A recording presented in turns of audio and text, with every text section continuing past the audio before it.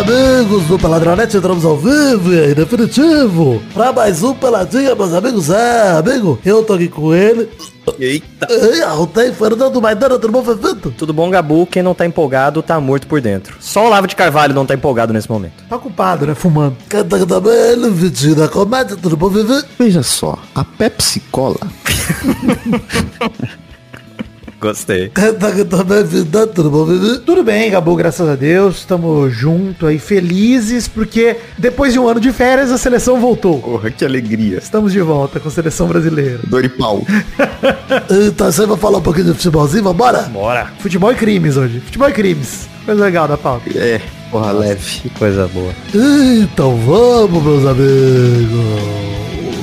O que fizeram com o futebol da seleção da Espanha já foi um crime. Roubaram o Brasil. Sim. Porra, putaria. O que o Diniz fez com a seleção também tinha sido outro crime. São muitos crimes. Também. Então.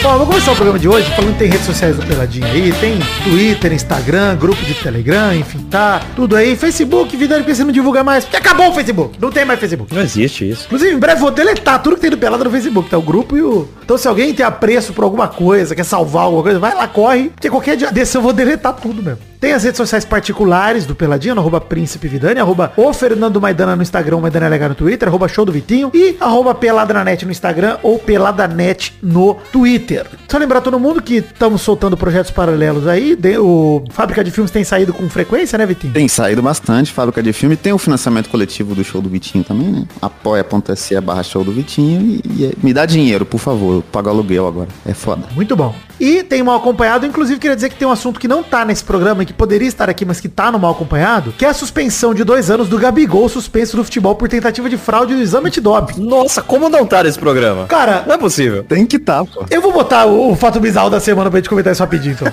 Por favor. Fato bizarro da semana.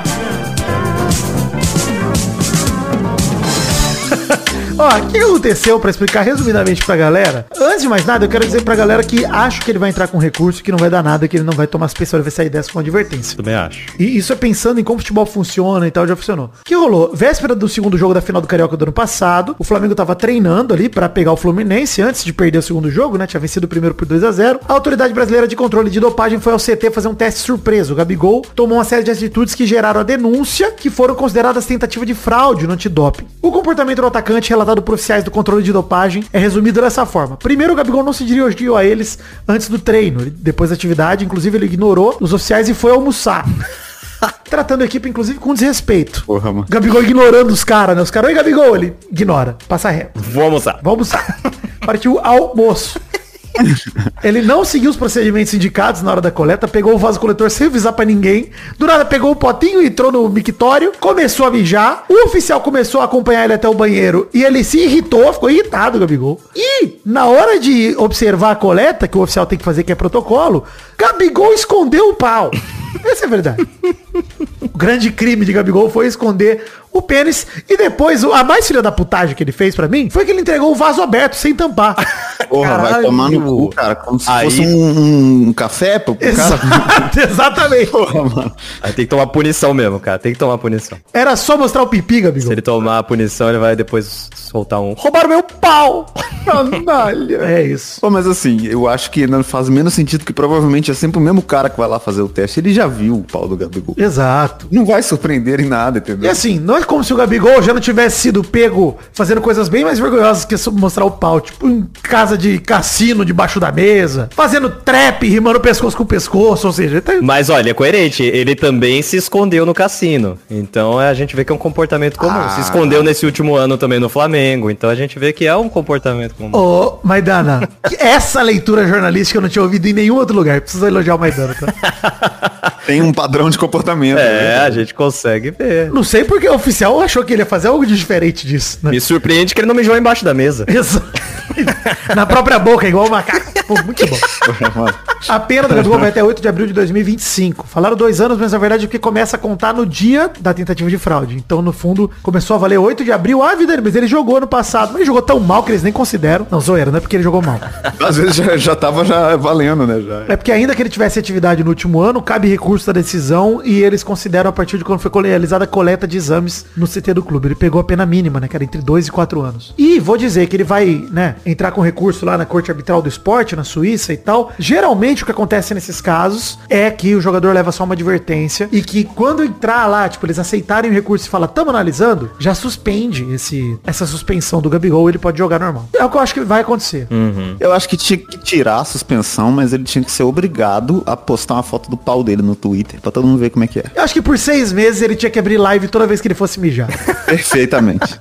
Entrar em campo sem short. Não, mas depois teve um cara que falou que foi só um dos fiscais, né, que não viu, e os outros 3 estavam lá testando que viram. Então eu acho engraçado a galera que falou, não, eu vi, pô. Eu vi o pau dele. Eu não durmo até hoje pensando no pau do Gabigol. A gente falou mais disso no Mal Acompanhado da semana, se vocês quiserem. A gente, inclusive, fez um telecurso pra Mary Jo ensinando que é grower, o que é shower. Coisa que o ouvinte do Pelado na Net já sabe há muitos anos. E já ensinou aqui. Porra, não chega aqui sem saber o que é. Exato. Então, assim, uma coisa interessante que rolou lá no Mal Acompanhado desse assunto. E, sinceramente, cara, sorte do Corinthians que não contratou o Gabigol. É, caralho, mano. Já ia chegar com essa bomba aí pra lidar. Ah, mas o Corinthians ia fazer questão de botar uma lupa no pau do Gabigol pra mostrar pra todo mundo que ele não tem nada a esconder. Ia mesmo, com certeza. Olha só, tem dentro da minha cabeça essa semana também, episódio 13 já está no ar. Episódio com o Brulé chamado O Céu Resplandece, falando da morte do Toriyama, conversando sobre Dragon Ball. Porra. Tá lá também, enfim. Tem saído aí podcasts além do Peladranet pra você curtir. O seu presente. Canta mais um pouco. Já tá bom. Farei. Foi bom.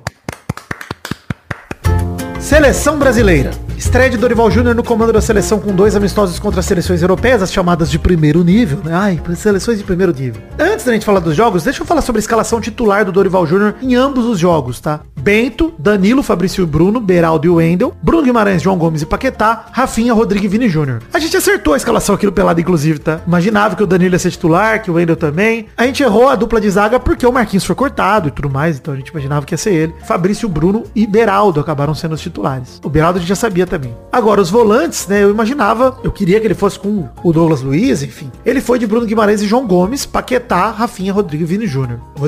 Rodrigo Sênior, né?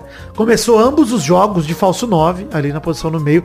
Era o atacante do meio, mas ele não jogou de centroavante, né? Vale dizer isso. Eu gostei muito da formação do Dorival, tá? Ah, gostei muito, gostei. E achei que ele conseguiu dar uma dinâmica pro jogo, assim, que com o Diniz não existia. Essa ligação entre o meio e o ataque, com o Paquetá nessa função, e obviamente o Vinícius não jogou bem, mas o Rodrigo jogou muito. Muito. E participou muito do ataque, e achei que ficou muito mais dinâmico o time. Cara, eu acho impressionante como o Rodrigo não sente o peso de ser o 10 da seleção, né, cara? Ele Bizarro. assumiu a 10 e ele tá solto no time. Acho que ele é o melhor jogador do ataque do Brasil, né? Nesses últimos 2 jogos ele foi o melhor. Ele já vinha sendo o melhor jogador do ataque do Brasil no ano passado, o ano perdido, com o Diniz e Ramon, etc. Mas gostei. Acho que assim, no primeiro jogo funcionou bem melhor o ataque do Brasil do que no segundo, né? Formação ofensiva. E acho que nenhuma seleção, talvez a Inglaterra com o Bellingham, mas esse tipo de jogador, assim, que é muito raro de ver, que é coringa, né? Porque o Rodrigo, ele funciona no campo inteiro, praticamente. No ataque, no campo inteiro de ataque. Esquerda, direita, meio. Funciona total. É, dá pra mexer tudo e deixar ele em campo sempre, assim. É bizarro. Meio, falso 9, qualquer coisa, eu acho que dá pra encaixar o Rodrigo e funciona. Vamos falar do jogo contra a Inglaterra primeiro, porque o jogo de sábado acho que foi o jogo que mais alegrou o Brasil, né? No fim das contas. Porque a performance do Brasil foi muito boa, assim. A vitória foi de 1-0, mas o Brasil, cara, deu mais chutes no gol do que a Inglaterra. Deu 14 chutes, a Inglaterra também deu 14, mas deu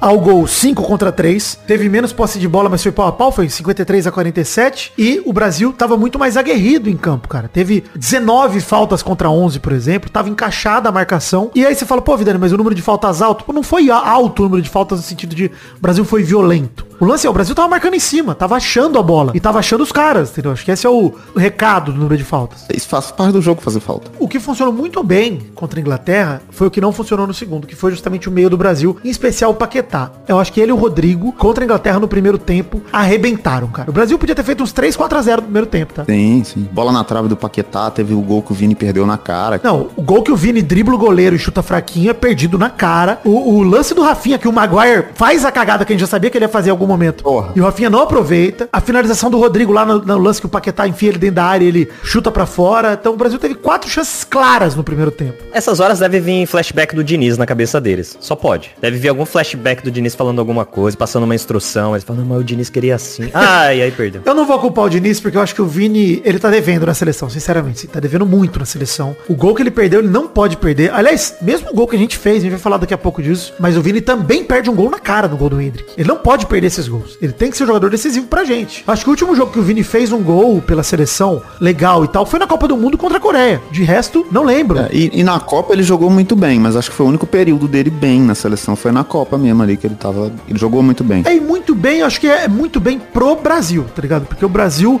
tava oscilando muito na Copa. Então acho que ele foi um dos melhores do Brasil na Copa. O Richarlison também foi muito bem na Copa, por exemplo. E o próprio Neymar foi bem e tal. Acho que foi, mas foi daquele jeito, né? Foi sempre um asterisco, tipo, mas também tem jogo que some. Mesmo o Vini sempre teve assim. Eu acho que a Inglaterra teve boas chances no primeiro tempo. Eu gostei, uma parada que me preocupava contra a Inglaterra foi a zaga, quase toda com novidades. Pô, teve o lance que o Fabrício Bruno salva ali na pequena área, travando o cara. Exato. Absurdo, pô. Muito foda. Como funcionou a defesa do Brasil, a exceção de Danilo, que já é veterano, mas Beraldo, Fabrício Bruno, o Wendel, novidades, e o Bento nem se fala, novidade também. Então, a zaga inteira com novidades, eu tava preocupado e funcionou muito bem contra a Inglaterra. Inclusive, assim, o Beraldo, a gente vai chegar no jogo da Espanha ainda, mas pra mim ele tem que ser o titular ali daquele lado esquerdo. Também acho. Muito diferente, é novo, mas ele é muito bom zagueiro, é zagueiro técnico, que toca bem a bola, sai pro jogo também. E já passando o pano pro Beraldo, ser humilhado acontece, toma caneta também. Faz parte do jogo, gente, é isso.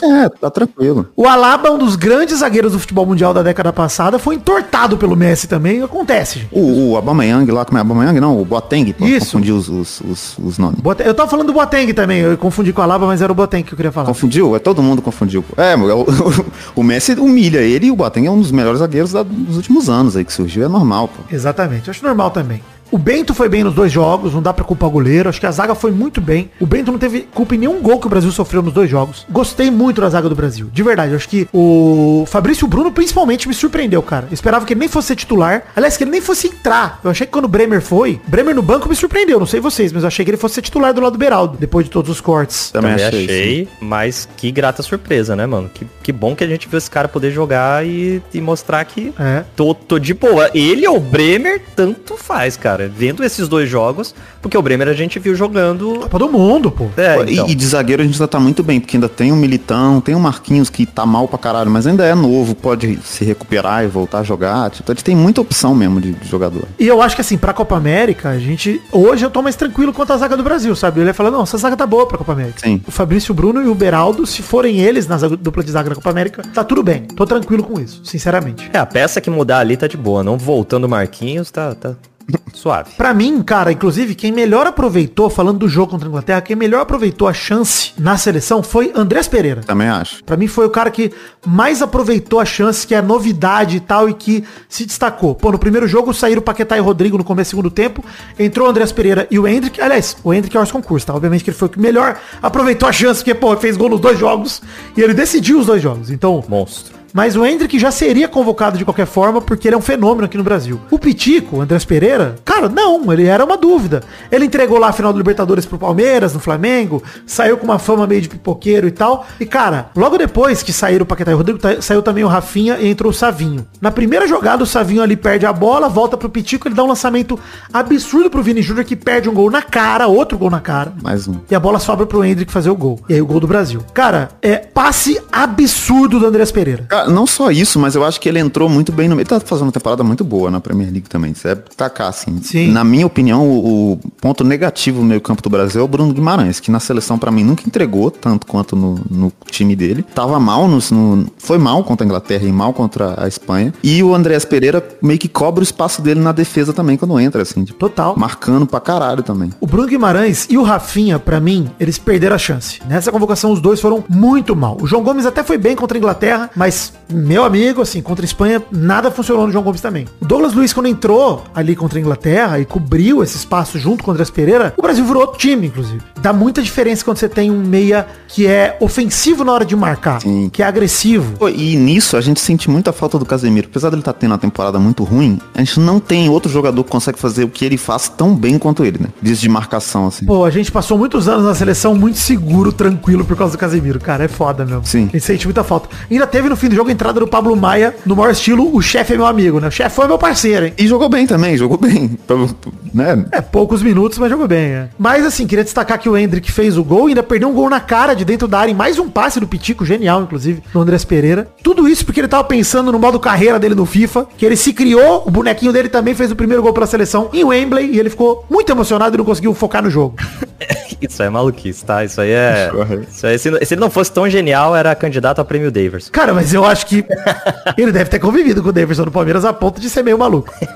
E isso é maravilhoso, gente, de verdade. Eu amei, achei isso personalidade pra caralho. Achei foda também. Do Endrick assumir. Porque, cara, isso é emoção, mano, do jogador. É ele emocionado lá dentro de campo falando, caralho, meu primeiro gol pela seleção e o Wembley, puta que pariu, como eu sou... Ele devia estar se sentindo foda. Pô, claro, o jeito que ele comemora dá pra ver que é isso, né? Assim, Total. que ele valoriza aquilo ali pra caralho. Ele tá realizando um sonho, né? Tanto é que no segundo gol, no segundo jogo, vai ele lá puxar a bola pra querer bater pênalti. Então, é isso que eu ia falar aqui agora. Vocês estão ligados que ele poderia ter feito 4 gols nos 2 jogos. Total. E se ele faz esse e depois cobra o pênalti, ele teria feito 4 gols em 2 jogos. Não, e assim, o lance de cobrar o pênalti, pra mim, é o que a gente elogiou naquele Palmeiras e Botafogo, que ele bota a bola debaixo do braço, né? Acho que é a personalidade dele de falar, eu consigo resolver. E deixa eu resolver, tipo, deixa pra mim. É uma parada de personalidade dele que eu acho foda, porque ele tem respondido em campo mesmo. Teve até torcedor do Palmeiras rindo, falando que por ele ser do Palmeiras, se ele fosse bater o pênalti, ele ia perder, porque o Palmeiras vem numa péssima sequência de pênaltis batidos e tal, né? Eu acho que, cara, da personalidade dele como atacante, como candidato a protagonista da seleção, foi uma performance perfeita do Endrick. Perfeito. Fez tudo que podia fazer. E nesse sentido, ele me lembra muito o Romário, cara. Muito. Essa coisa de, tipo, tá no lugar certo sempre. Nisso e na camisa pra dentro. Camisa pra dentro também me lembra muito, cara. Sim. E é baixinho também, né? Pequenininho também. É. E essa coisa de se posicionar bem pra caralho e decidir. Dar a bola em mim, que é eu. E, porra, isso é muito foda, mano. Cara, contra a Espanha, tudo foi diferente do que contra a Inglaterra, tá? Não sei vocês, mas contra a Espanha, minha sensação é que a gente foi devorado quase que o jogo inteiro, assim. Sim. O Dorival não conseguiu lidar com o meio campo da Espanha no primeiro tempo em momento nenhum. A gente foi dominado com o Rodri, que não perdia uma bola, não errava um passe. Esse cara é um desgraçado, né? Ele é absurdo, um dos melhores meias do mundo. Acho que o melhor meia do mundo hoje. Sim. Eu não tenho nem dúvida pra falar disso. E o Lamine Yamal, que, cara, simplesmente matou o Wendel e o Beraldo. Ele matou os dois. Ele não teve o que fazer. Nenhum dos dois conseguiram marcar ele. E o João Gomes, quando foi marcar ele, foi mais burro ainda que os dois somados. Assim. Foi um bagulho bizarro. Porque ele infernizou a zaga do Brasil. Cara, toda a solidez defensiva que a defesa nova demonstrou contra a Inglaterra faltou contra a Espanha. O pênalti, que é polêmico e pra mim não é pênalti, absurdamente não é pênalti, o do João Gomes... Não é nada. Pelo amor de Deus. Né? É tão polêmico quanto infantil, porque foi uma marcação fofa do João Gomes, cara. Ele tinha que pegar a bola. Não pode acontecer aquilo nunca na vida. Do Lamine Yamal ter a abertura que ele teve pra driblar. E aí, cara, o João Gomes marcou fofo durante todo o jogo contra a Espanha. Deu ao Rodri a oportunidade de marcar no pênalti. Enfim. O juiz errou na marcação do primeiro pênalti, eu afirmo isso com todas as letras, errou, não foi pênalti. O segundo pênalti que nós vamos comentar daqui a pouco, pior ainda, foi menos pênalti ainda, mas o primeiro já não foi. Eu acho esse mais absurdo, cara, eu achei esse mais absurdo, porque o Yamal, ele desaba, e aí é só ele ali no lance, cara. O João Gomes nem encosta nele direito, cara. Ele busca o contato. Ô, Vitinho, o segundo, o Carvajal tinha botado a bola pra frente, já tava no tiro de meta, cara, tá ligado? A bola já tava saindo, mano. É um bagulho bizarro, cara, de trombada. É porque assim, o primeiro, vendo ao vivo, todo mundo achou que foi. É no replay que você olha e fala, tá, não foi porra nenhuma. Então se tivesse o VAR, o cara anulava. Cara, eu vendo ao vivo, achei que ele tinha se jogado, sim. Porque a perna do João Gomes tá muito longe da trajetória da bola, cara. Muito longe. É que dá pra enganar. Dá. Pelo ângulo da câmera e tal. O segundo, nunca é pênalti. Em nenhuma situação é pênalti. Ao vivo, gravado, em pixel art não é pênalti. Não é pênalti. Por isso que eu falo que o segundo é bizarro. O segundo, o juiz, qualquer posicionamento que ele tivesse em campo, ele teria que não marcar aquele pênalti, tá ligado?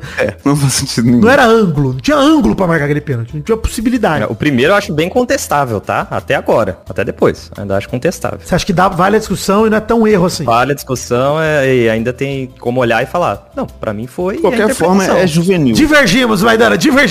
Eu não acho que não tem discussão, não. Ainda assim, concordando se é pênalti ou não, é juvenil a atitude do João Gomes. A marcar daquele jeito. Pra mim é isso. É tão polêmico quanto infantil. É juvenil e é uma palhaçada a seleção aceitar não ter VAR, em que uma situação dessa podia ser conferida em campo. Cara, assim, eu vou puxar esse assunto daqui a pouco, mas eu concordo 100%, Maidana. Acho que a CBF se apequena na hora que ela aceita fazer um jogo desse tamanho sem VAR. Demorou quantos anos pro Brasil ter um amistoso contra a Espanha, cara? Contra a seleção desse calibre. Aí vai e faz na casa dos caras com um juiz português, que é vizinho dos caras. Então assim, porra, mano. A desculpa de... A Federação Espanhola deu desculpa de poupar gastos e teve 80 mil pessoas no estádio. Pouco dinheiro. Imagina quanto custou cada ingresso, Vitinho. Vai se fuder, cara. Nossa, cara. Não, poupar gastos é ridículo, mano. Isso não faz sentido nenhum. Chamava o Murichou e fazia de graça o VAR lá, pô.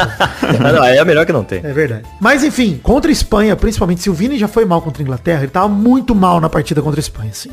Eu acho que pesou muito, cara, muitas coisas ali. Vocês estavam já discutindo isso no grupo, eu acho que muitas coisas pesaram na cabeça dele nessa. Cara, eu fiquei triste, principalmente no lance que o Rodrigo tava 1-0 já pros caras. O Rodrigo fez uma puta jogada pela esquerda, deu uma caneta no Carvajal, que tá até agora procurando o Rodrigo, e ele toca de ladinho de pé, quase de calcanhar pro Vini dentro da área, e o Vini tinha que chegar, mano, furando a rede, enchendo o pé. E ele chapa pro goleiro fraquinho. A puta que pariu, cara. E no meio do gol, Ele perdeu algumas situações, assim, de gol com essa bola assim, cara. Bola chapada. Eu não sei por que ele tá fazendo isso na seleção. Cara, eu nem falo só das finalizações, Maidana, mas assim, teve um lance no segundo tempo que o Endrick sai correndo, ele tá com a bola dominada no meio e ele tropeça na bola, cara. Ele não consegue acertar um passe pro Endrick. É um bagulho bizarro, cara. Eu acho que no primeiro jogo também ele saiu pela lateral com a bola.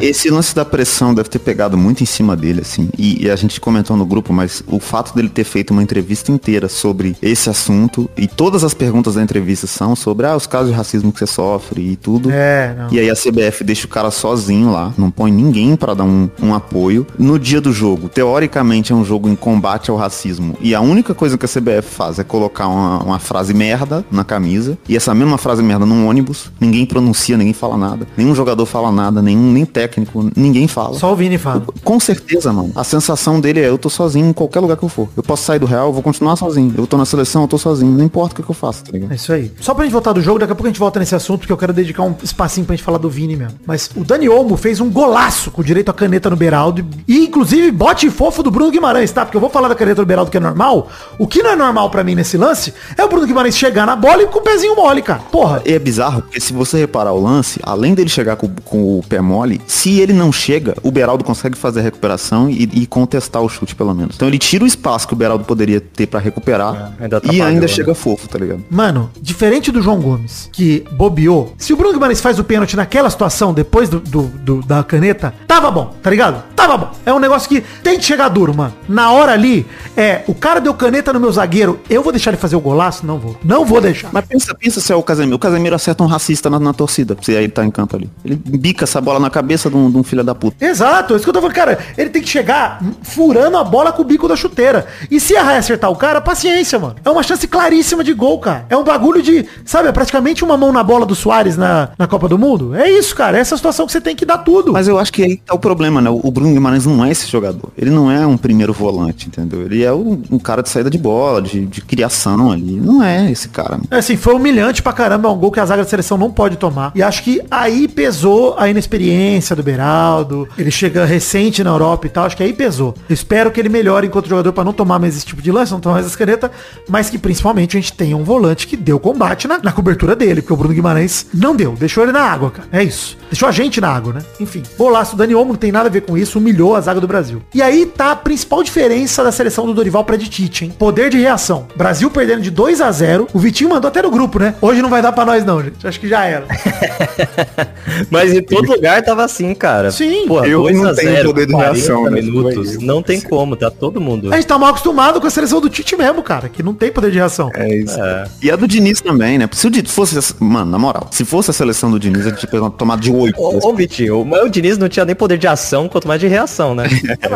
O Nai Simon, inclusive, falhou bizarramente, entregou o gol pro Rodrigo, beleza. Mas o Rodrigo também não tem... Assim como o Dani Olmo não tem nada a ver com o Bruno Guimarães com o pé mole, Rodrigo tem nada a ver que o Nai Simon entrega a bola no pé dele e o chute que ele acerta por cobertura é golaço mesmo. É chute quem manja o que tá fazendo, quem sabe o que tá fazendo. É como se não fosse nada. O que me dá raiva é isso, o cara fazer um puta de um gol desse normal, assim.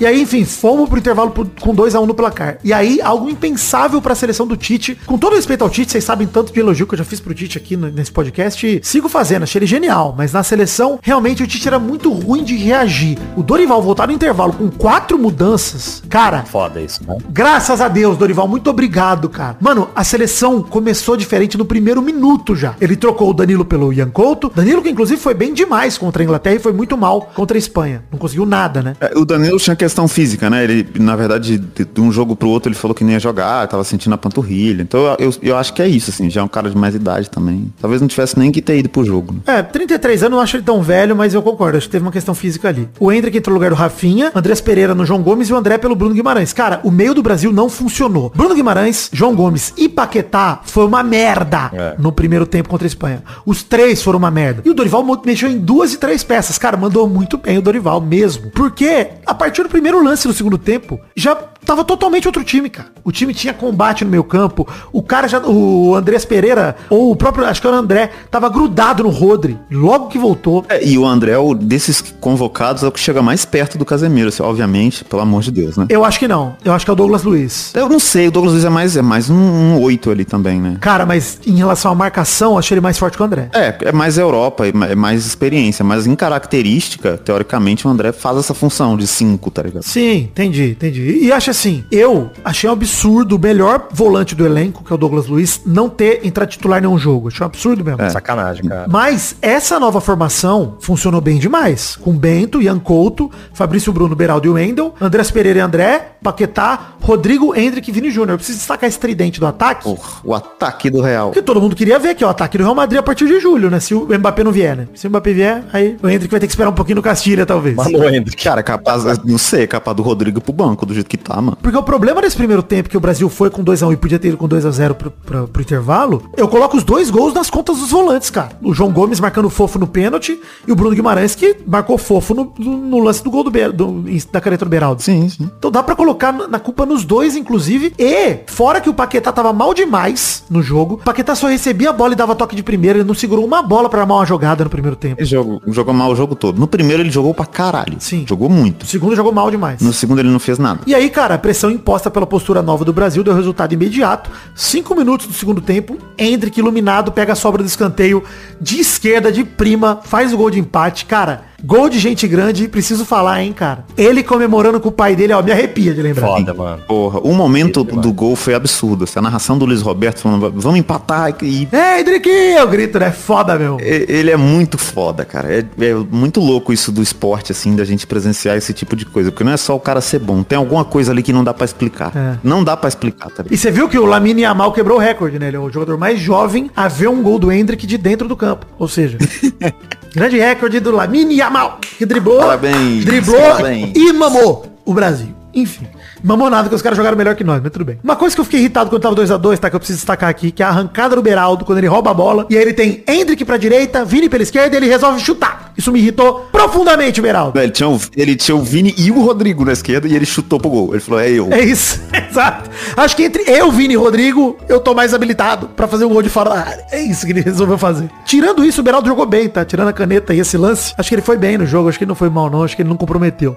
Quando o Dorival tira o Vini Júnior finalmente, depois do Vini Júnior errar tudo que tentou, pra botar o Douglas Luiz em campo, e puxa o Paquetá pra esquerda, cara, o Andrés Pereira ficou ainda mais livre pra armar o jogo, do lado do Douglas. E aí o Brasil, cara, pressionou bem melhor, e até acho que na hora do pênalti, que deram em cima do Carvajal, que a gente vai falar daqui a pouquinho, o Brasil tava melhor em campo do que a Espanha, cara. Sim, tava criando mais chance, ficando mais com a bola. momento, Oi, esse lance ele tá na virada, né? A personalidade do Endrick que você fala, ele faz o gol e no lance seguinte, no que a Espanha sai com a bola depois do gol, ele chamando o time pra cima, cara. Puta que pariu, mano. É um negócio. Sim, chamando o time pra cima. Ele dando pontapé no Cucarella lá, eu esqueci o nome do cara lá. Muito foda, vai tomar no cu. Olha o nome do cara, mano. Porra, Cucarella é o caralho. Tem que bater mesmo. Não, e o cara pegou ele pelo pescoço lá, deu uma empurradinha nele.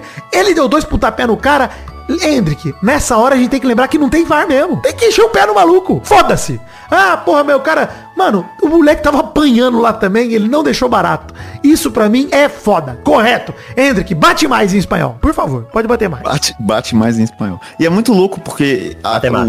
Pega lá. ele era o único jogador do Brasil que pegava na bola e a torcida aplaudia, cara. E o Vini e o Rodrigo já são do Real e a torcida não aplaudia quando eles pegavam. É bizarro isso, tá ligado? É, não. Ontem ele se consolidou como um fenômeno mesmo pra mim, assim, de essa semana, esses jogos da seleção. O mundo tá olhando o Endrick de uma forma diferente. O jeito que a gente viu ele contra o Botafogo no passado, por exemplo, acho que a galera tá passando a ver um pouquinho do que a gente viu, sabe? Ele vai falar, cara, esse moleque, assim, ele parece muito que eu tô lendo um livro de história de 30 anos pra frente, tá ligado? E tô vendo acontecer na minha frente. É isso. É bizarro.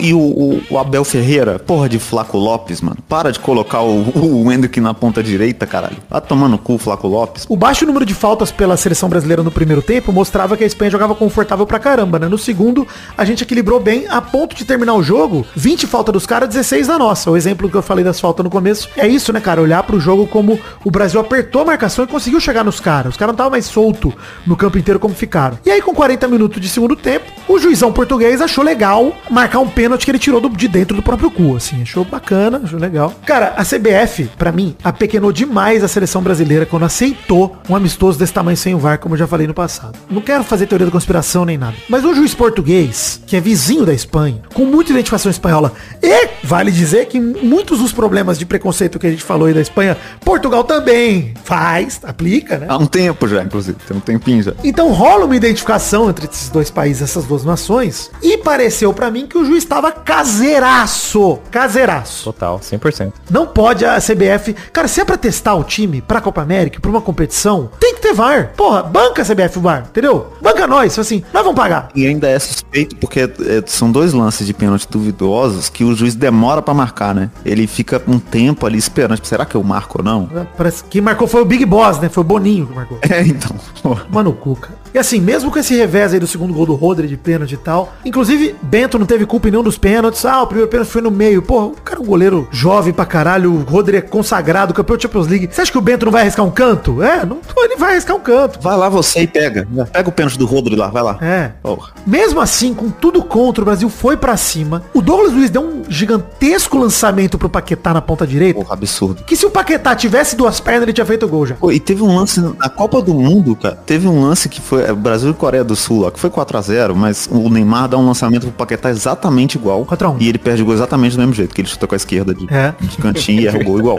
E aí, o único pênalti de verdade do jogo, logo depois, ali nos acréscimos também, o Galeno foi derrubado dentro da área depois do cruzamento do Ian Couto e o Paquetá mandou pro fundo da rede. Depois do Endrick pedir a bola. O repórter da Globo disse, né, que o Endrick pediu e tal. Não sei se ele pediu de fato ou não. Ou se ele só fez aquele esquema que o jogador faz, né, de pegar a bola pra proteger o batedor, pra tirar a pressão do cara, né. Tem muito jogador que faz isso. Então, assim, eu queria dizer, estou apaixonado pelo Endrick? Creio que sim. Pra caralho. Tô apaixonado por esse cara, acho que personalidade absurda. Nem roubando a Espanha pode ganhar de nós, essa é a verdade. Mas, por exemplo, uma coisa, tipo, o contra a Croácia, beleza que é outra situação e tal. A gente toma aquele gol e ainda faltavam 3 minutos. E o time não reagiu da mesma forma como esse reagiu. É isso. Sabe? De tipo, porra, ainda tem jogo, vamos tentar. E em nenhum momento o time do Dorival baixou a cabeça, mesmo com o juiz roubando, tá ligado? É isso. Nós temos uma mesa de debate esportivo com 3 homens negros aqui. Isso não é muito comum. E isso já mostra como há uma separação, segregação em relação até ao exercício da opinião. Fora isso, a entrevista tem uma coisa que me incomoda muito na entrevista, que é o aplauso após o choro. Eu acho que o aplauso após o choro ele tem sempre um sabor de pena e essa não é uma situação para se sentir pena de ninguém. Ninguém tem que ter pena do Vinícius Júnior e ninguém tem que ter pena do povo preto ao ser discriminado. Tem que ter ação. ação é muito maior. Uma entrevista como hoje, jogo na Espanha, em que ele é escolhido por ser, no momento, o principal jogador do futebol espanhol e o principal jogador do brasileiro no futebol mundial, mas se a mensagem que está envolvida no jogo de amanhã é uma mensagem de combate ao racismo, se colocassem outros jogadores negros ali. E a própria instituição também que botasse a sua face ali, exibisse a sua face, afinal de contas, pela primeira vez na sua história, a CBF é presidida por um homem negro. Ter apenas o Vinícius Júnior como a voz do combate à prática do crime de racismo, embora na Espanha não seja, mas eu sempre vou usar como referência que no Brasil não é suficiente. Assim como toda a ação para a prática do antirracismo, ela precisa de sinalizações. Eu cito uma. No sábado jogaram Brasil e Inglaterra em Wembley. Entraram em campo 22 jogadores e entraram em campo 22 mascotes. Só tinha apenas uma menina do povo preto que estava com o Vinícius Júnior. Fora isso, todos os mascotes eram brancos. Nada contra. Eu não estou querendo uma exclusão, eu estou querendo inclusão. O jogo de amanhã é um jogo de combate ao racismo. Então, nesse jogo de combate ao racismo, por que não termos mascotes, crianças pretas? Ou só a criança que vai entrar com o Vinícius Júnior? Porque também querer concentrar na imagem do Vinícius Júnior toda a ideia de combate à prática do crime de racismo é confortável demais para quem está do lado de cá. Porque olha só, não, tem ele é a voz, ele é o combate. Não, primeiro que essa luta não é uma luta do Vinícius Júnior só. Ele é uma referência e tem um aspecto muito importante. Ele é uma referência para o jovem e a jovem do povo preto. E quando vê um jovem de 23 anos, bem sucedido do ponto de vista financeiro, bem sucedido do ponto de vista profissional, e vê como ele se importa, e na vida a gente tem que se importar. Quem não se importa não está conseguindo conviver em sociedade, mas a gente não pode transformar no Vinícius o símbolo e a razão da luta contra a prática do crime de racismo. Ao mesmo tempo que o Vinícius dava a entrevista, o Carvajal, seu companheiro de clube de Real Madrid, também deu uma entrevista, porque ele está na seleção espanhola. E o Carvajal, vamos mostrar daqui a pouco. E o Carvajal disse o seguinte: olha, a Espanha não é um país racista. Aqui,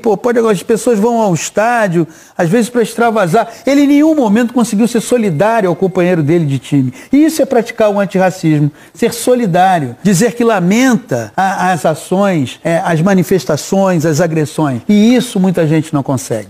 Eu acho que a gente vai falar do saldo do Dorival daqui a pouco, pra gente resumir, mas eu queria falar um negócio agora voltando pro Vini, tá? A furada que botaram o Vini nesse jogo contra a Espanha e a exposição dele como o único combatente do racismo na seleção brasileira é foda, e pra mim já começou a ser exibido isso quando o Vini deu entrevista e se emocionou quando perguntaram pra ele da importância da luta antirracista na carreira dele, e ele revelou que, cara, no futebol tem tantos jogadores melhores do que eu, que já passaram por aqui, e eu quero fazer que as pessoas possam melhorar, que em um futuro bem próximo a gente possa ter bem menos casos de racismo, que pessoas negras possam ter uma vida normal como todas as outras. Quero seguir lutando por isso. Se fosse por mim, eu já teria desistido, o Vini fala. Porque se eu ficar dentro de casa, ninguém vai me xingar, ninguém vai fazer nada comigo. E ele começa a se emocionar e fala: eu vou pro jogo com a cabeça centrada no jogo, mas às vezes nem sempre é possível. Eu tenho que me concentrar muito todos os dias. E aí que ele começa a chorar de fato. O que o Vitinho falou, eu quero assinar embaixo e repetir. Cadê a galera da seleção nessa entrevista? Cadê o treinador? Cadê o presidente da CBF, que é outro homem negro, inclusive, que podia estar do lado dele pra falar disso? É bonito a Nike ir lá fazer uma campanha, uma só pele, uma só identidade, pinta busão, a jaqueta, achei lindíssima, tá, o casaco com a identidade, com a impressão digital no lugar do símbolo da CBF, achei bonito e tal, porra, legal. Mas o que adianta isso se na hora de mostrar o discurso, se na hora de... É o que o Paulo César Vasconcelos falou e eu achei genial, que é: racismo não é pra você ver o Vini chorando e sentir pena dele. É pra gente estar do lado dele, erguendo o cara e lutando com ele. É nessa hora que a gente mostra que a gente é antirracista de verdade e tá lá falando: ó, hoje não. Hoje, Espanha, vocês não vão peitar o Vini. É a gente, é todo mundo. Sou eu, Dorival, é o Danilo, o capitão, todo mundo. Cara, por que o Brasil não entra com uma camisa escrito fogo nos racistas, ao invés de escrito uma só pele? Porque esse uma só pele, pô, parece que somos todos iguais. Que... Não é, tá ligado? Não é esse o discurso que a gente tem que ter, mano. Campanha da Nike, entendeu? Acho que isso também tem muito de patrocínio e tal. Campanha feita por um branco. Exato, ou para brancos, né? Enfim, uma campanha feita pra não ofender muito. Mas não diz nada, entendeu? É uma campanha que não diz nada a respeito do assunto, assim. Sim. Não é uma atitude, não é nada. Porque é uma declaração fácil, né? Declaração: racismo é errado. Tá. Ninguém vai discordar dessa declaração nunca. Gente, matar é errado, gente.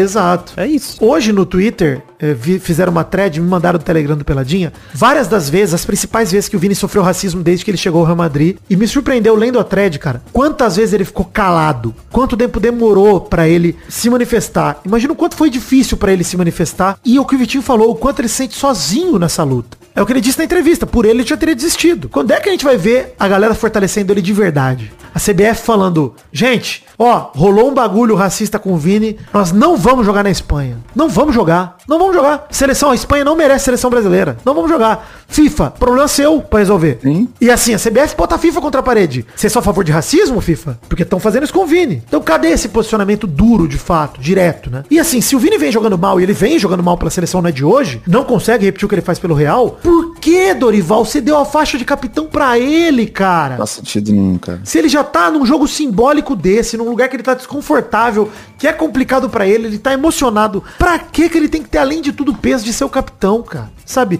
Eu entendo o simbolismo, mas é pressão, mano. É pressão.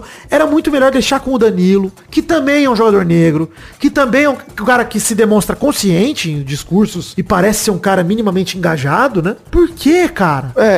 Pô, se você coloca o Danilo, você citou ele na entrevista junto com o Vini ali, e se você puxa o Rodrigo, puxa os outros caras, mano. A seleção tem quantos jogadores negros no time titular? Puxa o Bento também, um branco, tá ligado? Pra mostrar que, tipo, cara, tá todo mundo junto. Sim.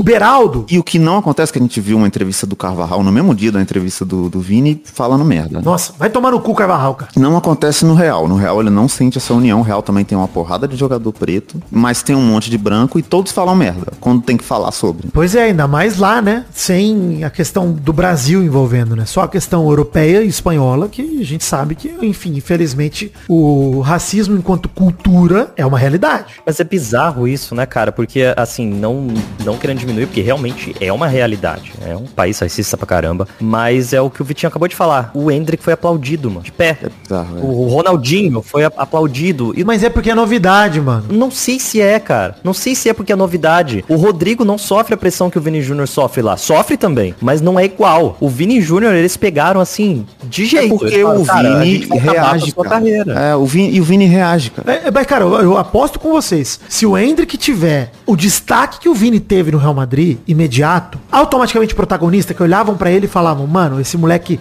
tem tudo pra ser foda, é esses caras que são alvo mais fácil, Maidana, pra racista.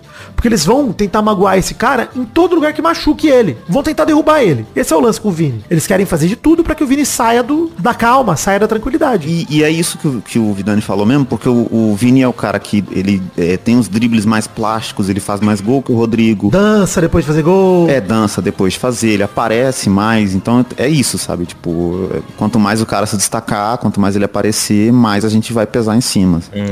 Realmente é uma parada. É racismo, não tem outra. Nesse próprio fio que o Vidani mandou, a gente leu também, né? Tem gente totalmente contra o fio, respondendo assim, falando, não, mas e essa situação, como você explica? Aí eu vi, tipo, indo comemorar na torcida adversária, batendo no peito. E aí é tipo, olha só, olha essa provocação. Pois é. O outro lado é a galera pendurando um boneco com o uniforme dele enforcado numa ponte. Tipo, esse é o outro lado da moeda. E um estádio inteiro chamando o cara de macaco. Os caras eles acham que é justificado. Não, ele bateu no peito na frente da torcida adversária, ele merece sofrer isso. Vai se foder. É como se fosse só provocação, né? Sendo que, tipo, quando vão provocar um jogador branco, ninguém fala da pele dele, ninguém fala... porque mesmo se falar, se não machuca, né, Vitinho? Esse é o ponto. Sim, mas não existe, né? É o lance que a galera fala, que pra existir racismo reverso, tem que inventar a máquina do tempo pros africanos irem pra Europa, escravizarem os brancos por centenas de anos, e aí, sim, a gente pode dizer que eles são perseguidos por conta da sua pele. Se isso não acontecer, meu amigo, pode haver uma ofensa individual de, seu palmito, leitoso e o caralho. Mas foda-se, isso não é racismo, gente. Não é a mesma coisa. Não tem como você equiparar anos de escravidão e sofrimento com uma ofensa individual. E no caso do Vini, ainda tem um lance da xenofobia, né? Que o Vitor Sérgio Rodrigues, que falou isso na TNT, que na matéria em que eles falaram sobre o jogo do Brasil e Espanha, eles falaram que o Endrick jogou muito bem, mas os outros cariocas do Real Madrid não jogaram tão bem. E define o Rodrigo e o Vini como cariocas, porque pra eles qualquer brasileiro é carioca, sabe? E foda-se. É foda. A seleção tinha que ter aliviado um pouco do peso do Vini, porque nunca vai aliviar todo o peso, porque ele é um craque, ele é o principal jogador brasileiro de atividade na Europa, ele é o nosso maior craque, ele é o sucessor do Neymar, lógico, né? Então, ele vai ter pressão. Mas precisava da faixa de capitão, deixar ele um pouquinho mais tranquilo pra jogar futebol. Não dava, Dorival, sabe? Acho que essa é a minha única crítica a esse jogo contra a Espanha, assim. E que sirva de lição. O Vini não é capitão da seleção. Ele não precisa ser. Como o Neymar nunca precisou ser capitão da seleção. Não tem que ser. O craque é uma coisa. E ele não tem esse perfil, né, cara? Ele não tem esse perfil, mano. Justamente porque ele é um cara discreto. O capitão é o cara que puxa a responsabilidade sempre. Ele pode até ter essa personalidade dentro de um grupo, mas você não vê isso externalizado, mano. Cara, eu acho que até uma parada, Maidana, que eu acho. O capitão tem que ser o cara que tá com a cabeça no lugar. Esse é o lance do capitão. Tem que estar com a cabeça no lugar. Sim. Pra fazer pressão no juiz, pra fazer pressão no adversário e tal. O Vini tem que estar um pouco solto. Ele tem que provocar, ele tem que deixar os caras putos, ele tem que driblar, ele tem que ser o ousado mesmo do time. Se esse cara tiver que ser o centrado, você vai limar a ousadia do cara. Você vai ter que falar, não, peraí, Vini, você não pode sair da linha. E ele tem que sair da linha, eventualmente. Ele vai ter que fazer isso. É. Como o Pelé saía, como o Ronaldinho sempre fez, como o Neymar fez. Esse jogador tem que sair da linha, cara. Ele tem que ser o cara que reclama mesmo, que provoca, que se joga, que às vezes... Cara, tem que ser esse cara. E eu acho que ele tá lidando com um fardo. Se a gente pegar na história do esporte, vários atletas lidaram. Você pega o Bill Russell na NBA, que foi um dos primeiros caras negros engajados. E aí você pega, sei lá, Leônidas da Silva no Brasil, que era um jogador de futebol engajado também. O Vini, da geração dele, é o primeiro que tem esse tipo de posicionamento, né? A gente teve uma porrada de cara que não faria o que ele tá fazendo. O Neymar não faria, o Ronaldinho Gaúcho não faria, o Ronaldo não faria. Vários caras que, se tivessem na mesma situação, não tomariam a atitude que ele tá tomando. Talvez no futuro, tipo, quando a gente tiver o Endrick, outros moleques surgindo, vai ser mais normal o posicionamento e os caras não vão estar sozinhos fazendo isso, sabe? Cara, enfim, saldo da estreia de Dorival Júnior extremamente positivo, tá? Não sei pra vocês. Muito positivo, principalmente na zaga, me deu uma confiança que eu não tinha. Lembra que alguns pelados atrás a gente comentou sobre como a defesa do Brasil tava inconsistente. Eu falava, cara, a defesa do Brasil era sempre tranquila, não era algo que a gente se preocupava, era sempre do meio pra frente. Ultimamente a gente se preocupa como se estivesse se preocupando com o time do Brasil, não com a seleção brasileira, sendo que são os melhores jogadores do mundo. A melhor coisa do trabalho do Dorival até agora é que o Dorival jogou tudo que o Diniz fez fora. Obrigado, Dorival. Sim. Obrigado. Sim. Porra, a entrevista do Danilo no final do primeiro jogo é muito boa, né? Muito. O Dorival colocou todo mundo no seu lugar, não inventou nada, é isso aí. Muito bom. Cara, o Danilo enxergou que, cara, com o Diniz foi uma bagunça aí. Os jogadores sabem, mano. O jogador sabe quando vira bagunça, tá ligado? É só ver a postura da galera e ver a postura da galera em campo. Todas as críticas ao trabalho do Diniz na seleção. Ah, é o campeão da Libertadores e do Fluminense. O que eu sempre disse aqui foi, pra ele implantar a filosofia de trabalho dele na seleção é impossível. E eu assino embaixo. O Dorival, com 2 amistosos, montou uma seleção mais sólida do que o Diniz, que, venceu a Bolívia por 5-1 e o Peru por 1-0, né? Foi isso que o Diniz fez nos 2 primeiros jogos? Se eu não me engano, foi isso. Sim, é. Dorival ganhou da Inglaterra e empatou roubado com a Espanha. Porra, mano. Era pra ter ganhado da Espanha também, pois é verdade. Era pra ter ganhado, mesmo com a Espanha jogando melhor e tal, mais pra frente. O Brasil do Dorival sobreviveu à Espanha. Sobreviveu. E um time pouco testado, que nunca jogou junto direito. 2 jogadores, dá pra destacar. O Endrick é a esperança de tempos melhores pra mim. 17 anos, gol em Wembley e no Bernabéu. É uma estrela do caralho, não tem o que falar. É um fenômeno da natureza. Tá maluco, cara, tá maluco. É um absurdo. Quem não empolga com esse moleque aí, não tá vendo ele jogar. Bruno Guimarães e Rafinha, não dá mais. Acho que isso eu queria dizer. Não dá mais. Pra mim, assim, tem que ficar de fora da próxima lista. Da Copa América, pra mim, os 2. Porra, eu fico Não tem muito como triste, mais. cara. Eu gosto do Rafinha, mas é muito foda. Ele não rende que nada na seleção. O Nada. Rafinha, cara. Eu passei pano pra ele, porque no ano do Diniz, ele foi das poucas coisas que estavam funcionando na seleção. Esse é verdade. Tem que falar disso, cara, porque no final do ciclo da Copa passada também, ele chegou na seleção, virou titular da Copa, porque ele não tinha concorrência na ponta direita. A gente não tinha outro. Ninguém se firmou lá. Não, e ele tava voando, ele jogava muito. Só que depois da Copa, beleza que ele teve uns momentos bons com o Diniz, mas depois da Copa, nem no Barcelona ele tá bem, sabe? Não engrenou no Barcelona. Não, ele tá oscilando, exato. Richarlison nem foi testado pelo Dorival. Eu acho que ele tá mal fisicamente, tá? Acho que é por isso que ele não entrou. Ele realmente voltou aos treinos, ele nem treinou na primeira semana e tal. Contra a Inglaterra ele não conseguiu entrar e contra a Espanha o Dorival não quis botar ele. Eu acho que ele, no fim, o Dorival viu que, o Endrick tá no momento dele, tá ligado? Tá no momento do Endrick, não tem como botar o Richarlison. Porra, eu fico pensando nos caras tipo Pedro, que faz gol pra caralho no Brasil e nunca mais vai ser titular da seleção. Não tem como mais. Acabou. Eu acho que quem se deu bem, tá? Da convocação. Falei do Andrés Pereira já. E eu acho que ele foi o que se deu melhor. O André foi bem também. Douglas Luiz foi bem também. Eu acho revoltante o Douglas Luiz não ser titular em nenhum jogo. O João Gomes como titular nos 2 jogos é inexplicável, mas acho que o João Gomes também foi bem. Acho que pode permanecer. O Paquetá a gente falou que foi extremamente bem no primeiro jogo, extremamente mal no segundo, mas fez o gol de pênalti, então eu acho que deve seguir na seleção, tem por que seguir, tem muito crédito o Paquetá na seleção e merece continuar. Tem crédito em um aplicativo também. O aplicativo do Bet também tem crédito. Exato. Muito crédito. Ele Filhos amigos. Enfim, Galeno, o PP e o Savinho podem pintar na Copa América, em especial o Galeno e o Savinho que participaram de gols, né? O Savinho começou a jogada contra a Inglaterra e o Galeno sofreu pênalti contra a Espanha, mas eu acho que o Martinelli, quando estiver bem fisicamente, deve voltar. Então, assim, PP ou Galeno, vocês vão mamar. É isso, não tem como. E assim, a gente vai ter que ver em algum momento esse trio de ataque do Real aí na seleção. Não tem como mais segurar isso também, cara. É isso. De titular, né? Sim, titular. Vini, Rodrigo e Endrick. Isso. A gente falou do Beraldo e do Fabrício que foram bem, não pareceram sentir as estreias e a pressão. Falo mesmo do Bento também. O Danilo, cara, foi espetacular contra a Inglaterra, tanto como capitão quanto como lateral. Foi muito seguro, defendeu muito bem. É até um nome que pode permanecer como opção pra zaga, que é onde ele tem jogado no Juventus. E acho que num jogo como esse, uma dupla de zaga Beraldo e Danilo com o Ian Couto pela direita, eu gostaria de ter visto, sinceramente. Acho que o Danilo é muito bom defensor. O Danilo é um nome seguro que pode permanecer, porque na próxima Copa ele vai ter 35, ele tem 33 agora. Dá pra jogar. Sim. Se mostrou uma liderança importante, né? Um perfil que a gente precisa também, assim. Pô, o discurso dele pré-jogo contra a Inglaterra foi foda, tá? Foda. Pra motivar os caras. Muito foda, mano. E o Wendel, digamos que foi complicado. Acho que no primeiro jogo, defensivamente, ele foi bem. No segundo, ele ficou no bolso do Yamal. Não teve o que ele fazer, assim. Foi humilhado o jogo inteiro, o Wendel. Ofensivamente, quando ele subiu, eu gostei até. Achei até interessante, mano. Ele fez umas tabelas. Conseguiu deixar o Rodrigo Vini em condições de fazer jogada e tal. Eu não acho ele descartável, não. Mas eu gostaria de que o Dorival considerasse levar o Samuel Lino, por exemplo. Levar um outro lateral esquerdo. O Dorival não teve muito tempo pra testar o lateral esquerdo pra Copa América. E eu chutaria que ele vai levar o Wendel, porque o Wendel passou de ano raspando, tá ligado? Ele ganhou 5 de nota e acho que é isso aí. É. Pô, eu ainda acho válido, tá? As pessoas criticavam, mas eu gostava do esquema do Tite com Danilo e Alexandro, da gente ter dois laterais defensivos mesmo pra soltar os pontos. Eu não acho isso ruim, não. É, mas eu acho que o Wendel jogou defensivamente, sabe? É que ele, na hora que ele subiu, ele mandou bem. Então, é porque eu não acho que essa é a característica dele, como é do Alexandro e é do Danilo, sabe? Eu não acho que ele é tão defensor assim. Tipo, o Alexandro e o Danilo jogam de zagueiro mesmo, assim. E é uma coisa que o Guardiola faz no City. Não é uma coisa que dá pra questionar. É, eu acho que o Dorival concorda contigo, porque no primeiro jogo contra a Inglaterra ele deixou o Beraldo na lateral esquerda pra terminar o jogo, né? Enfim, ele puxou só zagueiro, né? Ficou um momento, acho que Bremer, sim. Beraldo, Danilo e Fabrício Bruno em campo, né? Acho que foram os 4. As pessoas criticam porque a gente tá acostumado com o Roberto Carlos, que não sei o quê, mas, pô, pra soltar os moleques, eu acho válido, sabe? Eu acho interessante. Também acho. O Brasil tem muito jogador criativo do meio pra frente, não tem porque lateral ficar armando jogada, né? Quando era dupla de ataque, fazia mais sentido ter dois laterais ofensivos, né? Agora que todo mundo joga com 2 pontas, sim, faz menos, né? Pô, o ponto até ocupa o espaço que o lateral iria se ele fosse ser ofensivo, né?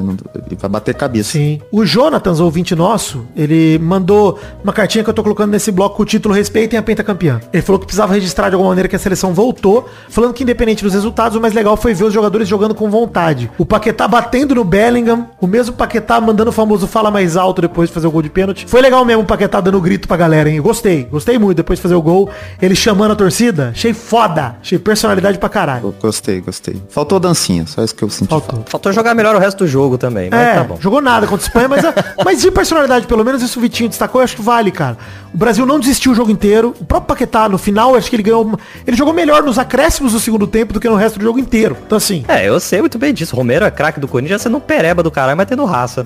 É isso. Ver o discurso do Danilo e a alegria do Endrick ao marcar os gols, isso tudo me fez ter a sensação que os fãs de futebol estavam torcendo de verdade para a seleção brasileira. Eu nunca deixei de assistir o Brasil e em alguns momentos não deu a menor vontade de parar pra ver o time do psicólogo, meu. Mas depois de 2 jogos de Genial Júnior, que vimos foi um time, no mínimo, organizado, que soube sofrer, correr atrás e se impor. E hoje contra a Espanha era pra ter sido 3-1 e a Espanha jogou muito bem. Pra encerrar, só quero dizer que o Dorival é um baita técnico desde 2010, com o meu peixão, desde 2009 do Vasco, tá? Vou lembrar. Foi lá que ele estourou a primeira vez. E foi subestimado por muito tempo. Que esse ciclo possa ser parecido com o de 2010, com uma Copa, entre aspas, do Brasil. Abraço a todos. É isso, Jonatas. Acho que eu tô de acordo com você também, cara. Acho que é um momento pra gente celebrar a postura da seleção brasileira e um retorno da seleção a bons ventos, né? Acho que é isso. E até lá, até a Copa do Mundo, o Endrick já vai ter 150 gols pelo Real Madrid, né? Pois é. Por jogo. Caralho.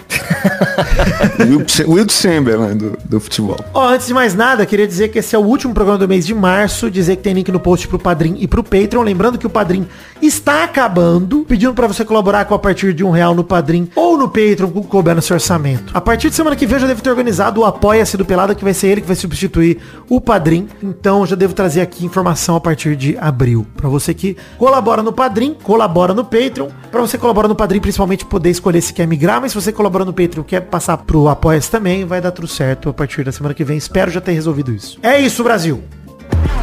Então eu tenho uma responsabilidade muito grande por ser mulher, por ser pioneira em vários aspectos, inclusive ser a primeira presidente de futebol mulher do Palmeiras, a única na Série A e Série B hoje, mulher presidente de clube. Então eu tenho que me posicionar em determinados assuntos, sabe? Ainda mais esses que se referem ao nosso gênero, a nós, as mulheres. Então eu fui perguntada sobre o caso desses dois atletas, não é? Em específico sobre o caso do Daniel Alves, eu repito, que eu acho que é um absurdo, não é? Você cometer um crime, ser condenado, que não estamos falando sobre um processo, estamos falando sobre uma condenação. E eu não acredito que você combata a criminalidade sem a punição, e punição severa, principalmente, aliás, todos os crimes têm que ser punidos de uma forma severa, mas principalmente contra as mulheres, que nós sofremos desde que nós nascemos. Preconceito, falta de oportunidade, todo tipo de discriminação, eu sinto comigo, não é? Nesse ambiente tão machista que é no futebol, determinadas condutas de dirigentes, homens,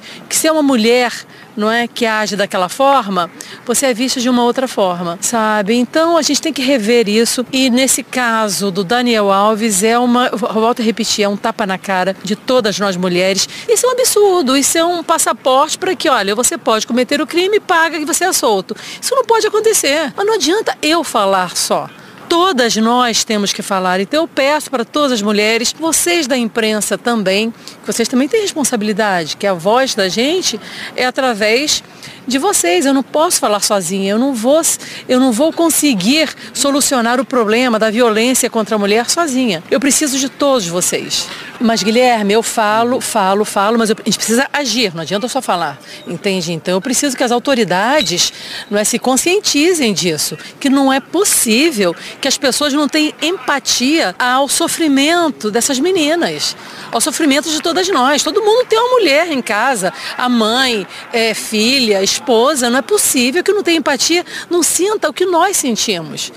Mas para isso precisa ter punição, e severa. Volto a insistir, sem a certeza da punição, isso não vai acabar nunca, porque a falta de punição deixa as portas abertas. Eu cometo crime, vou lá, pago, estou livre. Não é assim. A pessoa tem que pagar, mas não financeiramente. Pagar, o que eu digo é condenado, tem que ir para a cadeia.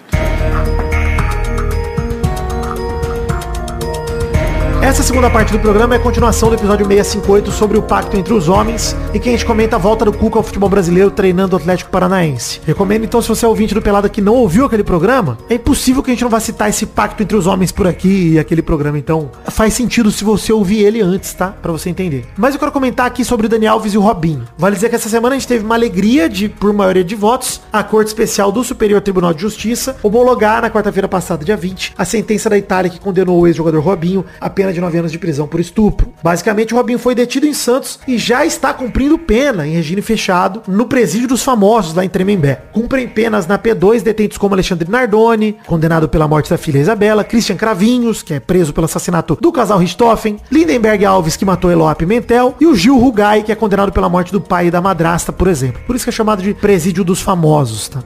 O local também já recebeu o Edinho, filho do Pelé, por exemplo. Então o Robinho tá lá hoje, numa cela de 8 metros quadrados. E quem tem dó é piano, hein? É isso, vai se fuder. Vai tomar no cu. É muita alegria que a gente recebe essa notícia. E vale dizer que, conforme previsto pelo artigo 112 da Lei de Execuções Penais, presos em casos como o de Robinho, que cometeu um crime hediondo por réu primário, devem cumprir pelo menos 40% da pena em regime fechado. Ou seja, só daqui 3 anos e 6 meses que a defesa do jogador pode pedir à justiça a progressão de pena pro regime semiaberto. Pro pedido ser aceito, também tem que ter tido bom comportamento e tudo mais. Então, assim, basicamente é isso. Enquanto a gente celebra a prisão do Robinho, outro estuprador condenado no caso, que a gente tem que chamar eles assim, tanto o Robinho quanto o Daniel Alves, comemorou sua vitória particular, né, no caso do Daniel Alves. Após 14 meses preso em Barcelona, o Daniel Alves deixou a prisão nessa segunda-feira, dia 25 de março, pagando uma fiança de 1 milhão de euros, cerca de 5,4 milhões de reais. Ele vai permanecer em liberdade até que os recursos da condenação sejam julgados em segunda instância. O Ángel Vázquez, que é advogado com dupla licenciatura no Brasil e da Espanha, explica que o valor da fiança será devolvido para Daniel Alves integralmente, independente da condenação ou da inocência dele, já que a quantia depositada é uma espécie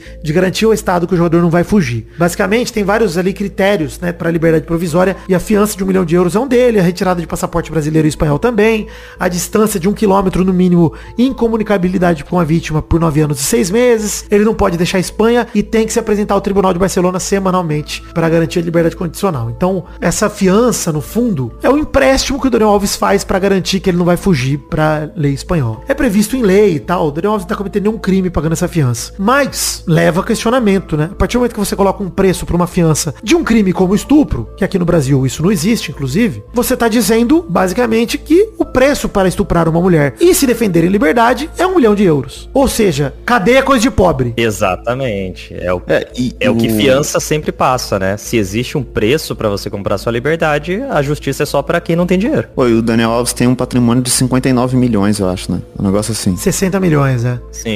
de euros. 60 milhões, ele já gastou esse então ele ainda pode fazer isso com mais 59 mulheres, né? Que ele ainda consegue. Exato. Essa que é a conclusão, assim. E sendo condenado ou não, o dinheiro volta, né? O dinheiro vai voltar, exato. Então, assim... Cara, é bizarro. O Daniel Alves levantou esse dinheiro, não tem confirmação ainda de fonte de pagamento usada pelo jogador. Na última semana, o pai do Neymar foi apontado como quem teria emprestado esse dinheiro, mas ele negou isso, né? Ele postou lá e tal... Mas assim, pai do Neymar, você não emprestou agora. Aqueles 150 mil euros você já emprestou, já tá emprestado pro seu amigo estuprador condenado Daniel Alves. Você deu dinheiro para o estuprador condenado. Ah, mas eu dei antes dele ser condenado. Mas aí, puta que pariu, né? Tava todos os indícios aí, todas as evidências já estavam divulgadas. Já emprestou antes, foda-se, tá ligado? Pra mim já está no pacto o menino pai de Neymar por conta do que fez. Ah, Vidani, mas é amigo dele. Mano, você não pode bater no peito e dizer que o estuprador é seu amigo, sabe? Acho que é uma incoerência inacreditável. O jornal La Vanguardia, catalão, disse que um grupo de amigos dos quais um jogador em atividade pode estar envolvido que pagou a fiança de Daniel Alves tá falando sobre o que falou o jornalista qatari Mabkout Al-Mahri sobre o meio holandês Memphis Depay, né? Que teria desembolsado parte do valor.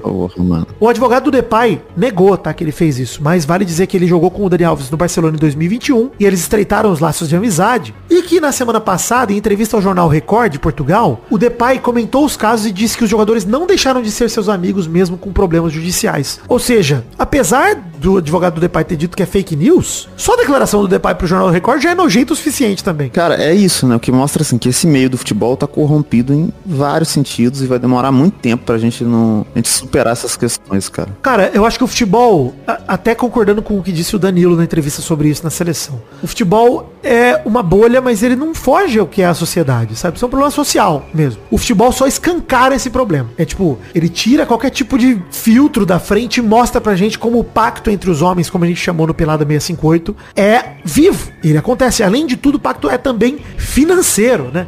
Seja através do Depay, do pai do Neymar, ou de qualquer pessoa que seja. Aliás, quando a gente fala do pai do Neymar, entenda-se que é o Neymar, tá? Porque o amigo do Daniel Alves é o Neymar, não é o pai do Neymar. Ah, pô, mas não foi o Neymar que emprestou. É só o jeito dele não se jogar não colocar o nome na jogada, né? É só quem emitiu a nota, só isso. Exato, porra. Pois é. O Daniel Alves vai ficar numa luxuosa mansão que ele comprou quando era jogador do Barça. Os passaportes já foram entregues às autoridades, mas o Daniel Alves vai esperar em liberdade por sei lá quanto tempo, até acabarem as instâncias do julgamento dele. Sim, sinceramente, sobre isso, e eu trouxe esse assunto pra cá porque a gente comentou sobre o Cuca e vale dizer, porque eu não sei vocês, mas eu tenho a sensação de que o Robinho nunca entendeu que não é sobre ele, que não é sobre perseguição a ele, que não é sobre nada disso, que existiu uma vítima e que a mulher não teve o privilégio de transar com o Robinho. Ele estuprou uma mulher, junto com seus amigos. É um bagulho gravíssimo, um bagulho terrível, e ele talvez se sinta o cara mais perseguido do planeta Terra. E nos áudios que ele diz que são fora de contexto, né, que agora depois que inventaram o contexto, ninguém morreu mais, nunca mais, né? É que naquele áudio dá pra ver que ele já não se importava, sabe? Que ele trata como se fosse porra nenhuma. Não é um ser humano, ele não enxerga aquela mulher. Mas o tempo todo nesses áudios aí, né, desde aquela época que o Vidani falou do podcast que expunha isso, né? É sempre ele preocupado com a repercussão. Nunca é com o que ele fez. Isso. Nunca foi com o que ele fez. É sempre tipo, pô, pode dar merda, hein? Pode dar merda aquilo, hein? Se sai na imprensa, né? E é isso que a gente chama de pacto, né, Maidana? Porque não há reflexão. Não há um amigo apontando o dedo pro outro e falando, cara, esse cara não é meu amigo. Aliás, eu nunca pensei que ia dizer isso aqui, mas o Felipe Melo deu uma declaração decente sobre esse assunto. Quem diria? O que é muito bizarro. Desculpa a gente elogiar o Felipe Melo desse programa, porque ele tem milhares de defeitos e nós já vimos eles escancarados. O Felipe Melo, ele começa errando, né? Falando que ninguém é obrigado a falar sobre o tema. Falando, não fala porque não é obrigado a falar. Eu discordo, Felipe Melo. As pessoas têm que falar sobre isso. Vocês são... O jogador também é ídolo, o jogador também é exemplo. E vocês têm que se manifestar. Se você tem uma foto sorrindo do lado do Daniel Alves na sua carreira, você tem que rejeitar esse comportamento dele publicamente. É público, é tudo público. O Felipe Melo falou uma coisa que é muito verdade. A notícia vem como uma bomba, mas tem que pagar pelo que fez. Se foi condenado, tem que pagar pelo que fez. Eu também acho que ele errou no se for condenado, porque ele já foi condenado, mas tudo bem. Que sirva de lição. Isso é muito sério, não tem que passar a mão na cabeça de ninguém. Inclusive, acho pouco tempo de pena. Daniel Alves já saiu da cadeia, acho pouco pra quem faz isso com uma mulher, Felipe Melo falou. Imagina o sentimento da menina, que é filha dos pais. A partir do momento que o cara é condenado, acabou. Não tem como passar a mão na cabeça de ninguém. Nós temos o dever de educar os nossos filhos, isso também é questão de educação, educar os filhos e filhas pra que isso não aconteça. Eu concordo com essa parte do Felipe Melo, dele falando que, cara, é isso, é pouco tempo. A sensação de justiça no caso do Daniel Alves é grande, é enorme. Mas as pessoas têm que se posicionar. O Danilo, na seleção, foi questionado e ele falou, é importante eu me posicionar sobre isso. Eu não concordo 100% com a postura do Danilo. Eu acho que falta ódio, falta raiva, falta citar o Daniel Alves e o Robinho e falar 2 estupradores condenados, porque é isso que eles são, sabe? Porque ainda tem panos quentes aí pra falar sobre o assunto que não faz sentido nenhum, né, cara? Eu até acho que o Danilo ele não botou panos quentes, ele só realmente focou no lado da conscientização e falou, olha, tem que entender que tem mãe, irmã, filha, esposa, namorada, essas mulheres passam por coisas que os homens não passam. Mas é isso, aí não fala nada diretamente sobre os caras, né? Fala só sobre a situação, entendeu? Eu acho que ele acerta falando da situação, mas faltou falar sobre os exemplos e faltou, assim, não que vai fazer diferença porque os dois estão sendo condenados e tal, mas como exemplo, o próprio Danilo reconhece que eles têm que ser exemplos para a sociedade. É isso, Danilo, que a gente espera de vocês. Cara, vocês têm que ajudar. Ser um aliado é não passar a mínima possibilidade de alguém te interpretar como alguém que passa pano pra esses caras. O Dorival foi pior ainda, tá? A entrevista do Dorival ele falando, o Robinho é uma pessoa fantástica, acima da média. E se houve realmente comprovado algum tipo de crime, ele tem que ser penalizado. Não tem Dorival. Pô, já tem tanto tempo. É falar, cara, eu sinto muito que o cara que comigo foi uma pessoa fantástica trabalhando se mostrou ser um estuprador condenado. É isso. Diga que você lamenta. Eu lamento muito, porque a pessoa que eu conheci não parecia ser esse cara e eu estou profundamente decepcionado. E que sirva de lição pra gente entender que o monstro estuprador não tem estereótipo. Ele é o cara doce, ele é o cara gentil e também é o abusador, também é o estuprador. Ao mesmo tempo. E sirva de alerta. A gente tem que ser fiscal dessa parada. Não pode a gente simplesmente deixar, tem que falar nome, tem que citar. Daniel Alves e Robinho são estupradores condenados e acabou. É isso aí. E não tem mais pisar em ovos, cara. É só falar isso e pronto. Acabou. O caso do Cuca, por exemplo, que teve a condenação anulada. A condenação dele, como a gente falou no programa 658, foi anulada porque a vítima do estupro coletivo, pelo qual ele foi condenado na década de 80 e ele pediu reabertura do processo, tá morta. Por isso que ele foi anulado. Ele nunca foi inocentado. Ele passou 40 anos como estuprador condenado treinando no Brasil. Sei lá, 30 e poucos anos. Nunca se explicou e nem vai se explicar ter sêmen dele na vítima como tá no processo dele, como descreve no processo. Nunca vai se explicar de uma forma que não seja ele teve relação com a pessoa. Nunca vai se explicar de outra forma. Isso é o que diz o processo. Não tô nem falando da minha opinião nem nada. Tô falando do que houve o processo. Robinho e Daniel Alves são casos recentes, cara. Diferente do Cuca. São casos de evidência viva. Tá aí hoje. O podcast do All Sport Stories que o Maidana acabou de citar, os grampos de Robinho, a temporada, traz os áudios. Você vai ouvir o Robinho falando que rangou a mina. É o Robinho falando. Com essas palavras. O Daniel Alves tem câmera de segurança, relato da galera que trabalha na boate, relato dos caras que consolaram a mina a madrugada toda enquanto ela chamava a polícia. Não tem espaço pra dúvida. O fato de que a mina não quis expor a própria imagem, não quis dinheiro, só quis a punição, só quis que ele cumprisse. Isso. Tem várias questões, cara. A gente não tem que ficar discutindo mais se o cara é ou não culpado, sabe? Até onde vai isso, sabe? Porra, mano, deu já. O pacto se estende até aí, né, Vitinho? Enquanto o Dorival e o Danilo não são enfáticos em chamar as coisas como elas deveriam ser chamadas, mesmo que o Danilo tenha acertos em sua fala, eles estão perpetuando essa situação de impunidade, de um cara cobertando o outro. E o pacto é isso, é a cultura do estupro, na nossa frente. Quando um amigo teu confessa um crime numa mesa de bar, e você não minimamente repreende ele de falar, pô, mano, como assim você teve relação com uma mina que não consentiu? Como assim? Essas situações são tão normalizadas na sociedade que é disso que a gente tem que lutar contra. É uma cultura mesmo, é uma coisa normalizada. É um negócio sempre colocado em dúvida, colocado em xeque. A visão da mulher é sempre a mulher aproveitadora, né? Que quer dinheiro, que aquilo. O Vitinho falou uma coisa muito importante. A vítima do caso Daniel Alves Abriu mão de qualquer indenização pra ela, financeira. Abriu mão, cara. Pô, você acha que uma pessoa que faz isso tá interessada no quê? O nome é censurado em tudo que é processo, né? Não é uma parada querendo fama ou dinheiro, cara. É justiça, porque a pessoa teve o corpo violado, mano. Olha que absurdo. É pedir o mínimo. E ainda tem gente desacreditando. É foda. Sabe, fazendo graça, falando, tá querendo se aproveitar. A pessoa não sabe quem é. A pessoa não tá ganhando nada com isso, literalmente. Não, e tipo, quem tá falando, não. Isso aí é mulher querendo se aproveitar do jogador. Ele não faz ideia de quem é a mulher. A própria albanesa, que é a vítima do caso do Robinho também. Tipo, a gente não sabe quem ela é. Nossa, cara, é revoltante. Eu comemorei muito a prisão do Robinho, de verdade, gente. Não sei vocês, mas eu comemorei. Sim, muita coisa. Sim. Porque, assim, eu não tava esperando, assim, tinha uma parte minha que não acreditava, tá ligado? Que ia dar isso. Falei, caralho, cara, esse filho da puta vai viver o resto da vida dele aqui no Brasil. Não vai dar nada essa merda, cara, pra ele. Ele vai viver uma vida de milionário aqui no Brasil. Não vai dar nada. A defesa do Robinho tá lá pedindo, né, pro Superior Tribunal Federal dizer que não era competência do STJ, que tinha que ser a Justiça Federal pra resolver isso. Cara, ele pode se sentir o quão injustiçado ele quiser. Nada muda o fato que existe uma mulher que foi violentada pelo Robinho e pelos amigos dele. Nada. Ele pode passar 9 anos dentro da cadeia chorando, ou 3,5, e depois sair e cumprir em outro regime. O resto, que é muito pouco, e é lamentável, e é revoltante, mas pode ser. Ele pode se revoltar o quanto ele quiser. Nada muda o fato de que existe uma mulher em algum lugar, no planeta Terra, que dorme com a cabeça no travesseiro chorando, pensando na violência que ela sofreu por conta do Robinho. Não interessa o que qualquer pessoa fala pra minimizar esse tipo de coisa. É um crime que, por mais que a gente encontre justiça, nada vai remediar o que essa mulher sente, né? É isso.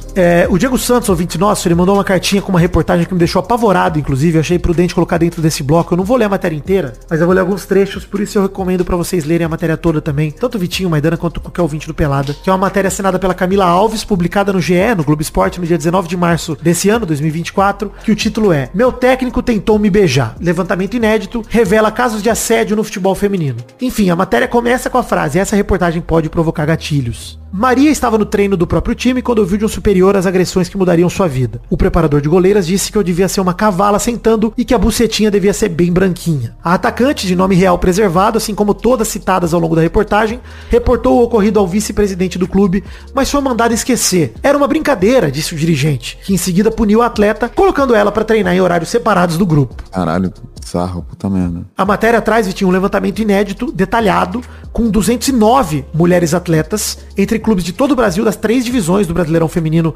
A1, A2 e A3. E a Maria, de 28 anos, tá longe de ser a única nessa história. O seu agressor, por exemplo, foi promovido a supervisor menos de um mês depois do ocorrido. 52,1% das 209 jogadoras ouvidas nesse levantamento relataram terem sofrido algum tipo de assédio no futebol, seja sexual ou moral. Ao delimitar as ocorrências para atos específicos de assédio sexual, o número de respostas positivas segue alto. 26,8% dizem que sim, sofreram.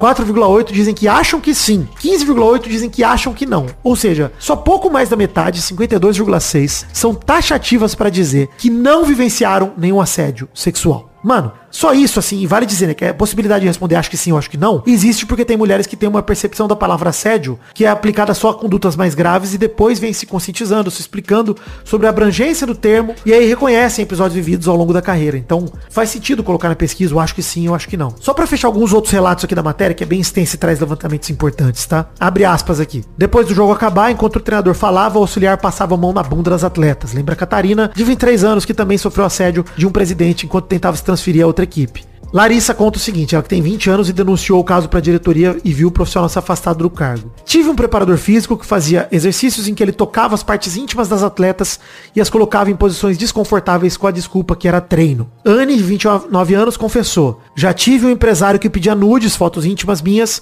em troca de melhores negociações com clubes." Ou seja, empresário, preparador, treinador, presidente, dirigente de clube. 100% dos casos relatados eram de homens, tá? Assediando mulheres. Meio óbvio esse dado, mas toda vez que a gente ouve a frase que todo homem é um estuprador em potencial e os homens ficam meio, não, que isso, né? Que eu? Jamais. Enfim, é isso, gente. É só a gente entender que se você conversar com a sua irmã, com a sua amiga, com a sua namorada, com a sua mãe, com certeza ela vai ter uma história dela ou de alguma conhecida dela, de assédio em algum momento da vida dela. E quando dizem isso, de que o estuprador pode ser qualquer cara, é que não tem estereótipo. Não é um cara que tem um comportamento ruim ou um cara que é criminoso em outra área. Não é isso, cara. Pode ser qualquer pessoa. E acho que esse que é o ponto, assim. Se você é mulher, ninguém aqui é, nós três a gente não pode ter esse lugar de fala, mas elas convivem diariamente com ter que lidar com isso. Você não pode atravessar uma rua, você não pode sair à noite, você não pode passar em tal lugar. Você não pode... Porque você não sabe quem é que tá lá, o que aquela pessoa vai fazer. É uma coisa muito além, né? É cultura mesmo, né? Que a gente vive aí, Maidana e Vitinho.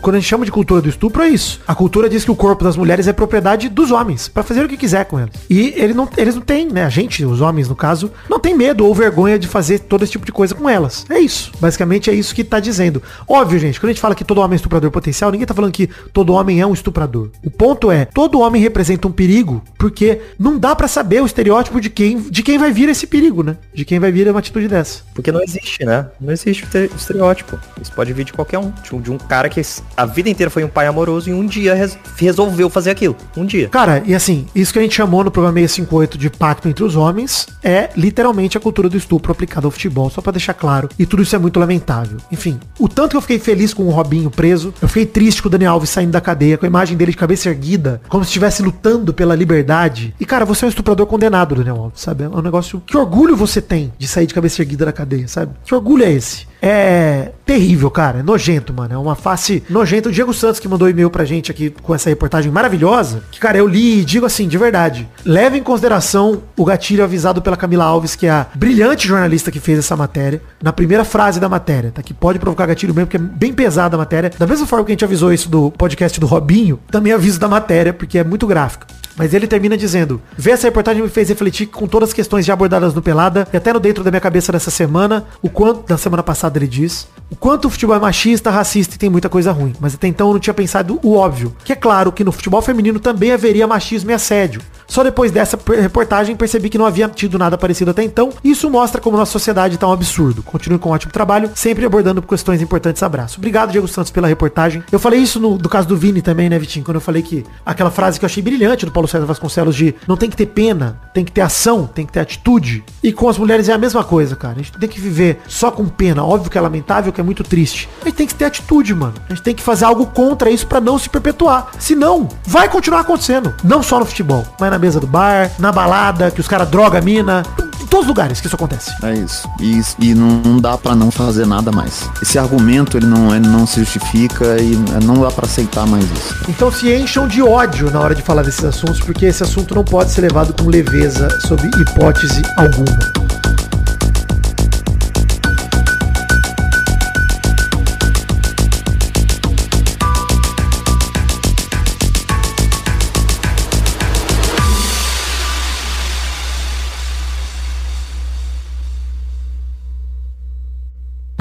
Assim como a cartinha do Diego Santos, que a gente acabou de ler, a cartinha do Jonatas, que a gente leu no bloco da seleção, vamos ler agora outras cartinhas no bloco dedicado a isso. Você pode mandar sua cartinha enviada para o endereço podcast@peladranet.com.br. Ô, Vitor, correio! Quero agradecer ao Lucas de Paz, que mandou o fato bizarro que a gente já comentou no programa passado. O intervalo, que é o Daverson visitando a gruta, interditada, grande momento do esporte. E o André Batista também mandou a sugestão de fato bizarro que eu não quis colocar na pauta, mas obrigado mesmo assim. No fim, além do Jonatas e do Diego que eu já li, vou ler a cartinha do Daniel Moreira, que mandou e-mail com o título Primeiro Estádio dedicado ao futebol feminino, que é sobre um lance muito mais sensacional diretamente da terra do Ted Lasso, Kansas City aí, ô Maidana, que é onde mora o Daniel Moreira, pelo que eu entendi do e-mail dele aqui. Olha aí. O Kansas City Current, que é o time de futebol feminino que compete na NWSL, que é a MLS feminina, tava dividindo o estádio com o time masculino, que é o Sporting KC, o que era uma inconveniência. Para resolver isso, o time resolveu iniciar um projeto histórico, construindo o primeiro estádio do mundo dedicado exclusivamente ao futebol feminino, o CPKC Stadium. E após um ano em construção, o KC Current inaugurou o estádio histórico nesse final de semana, dia 16 de março, aniversário do Vidani, inclusive. Olha aí. O KC Current é o time atual das brasileiras Debinha e Bia Zanerato, que na estreia encarou o Portland Thorns num jogo repleto de reviravoltas e emoções, que acabou 5-4 com vitória do time da casa,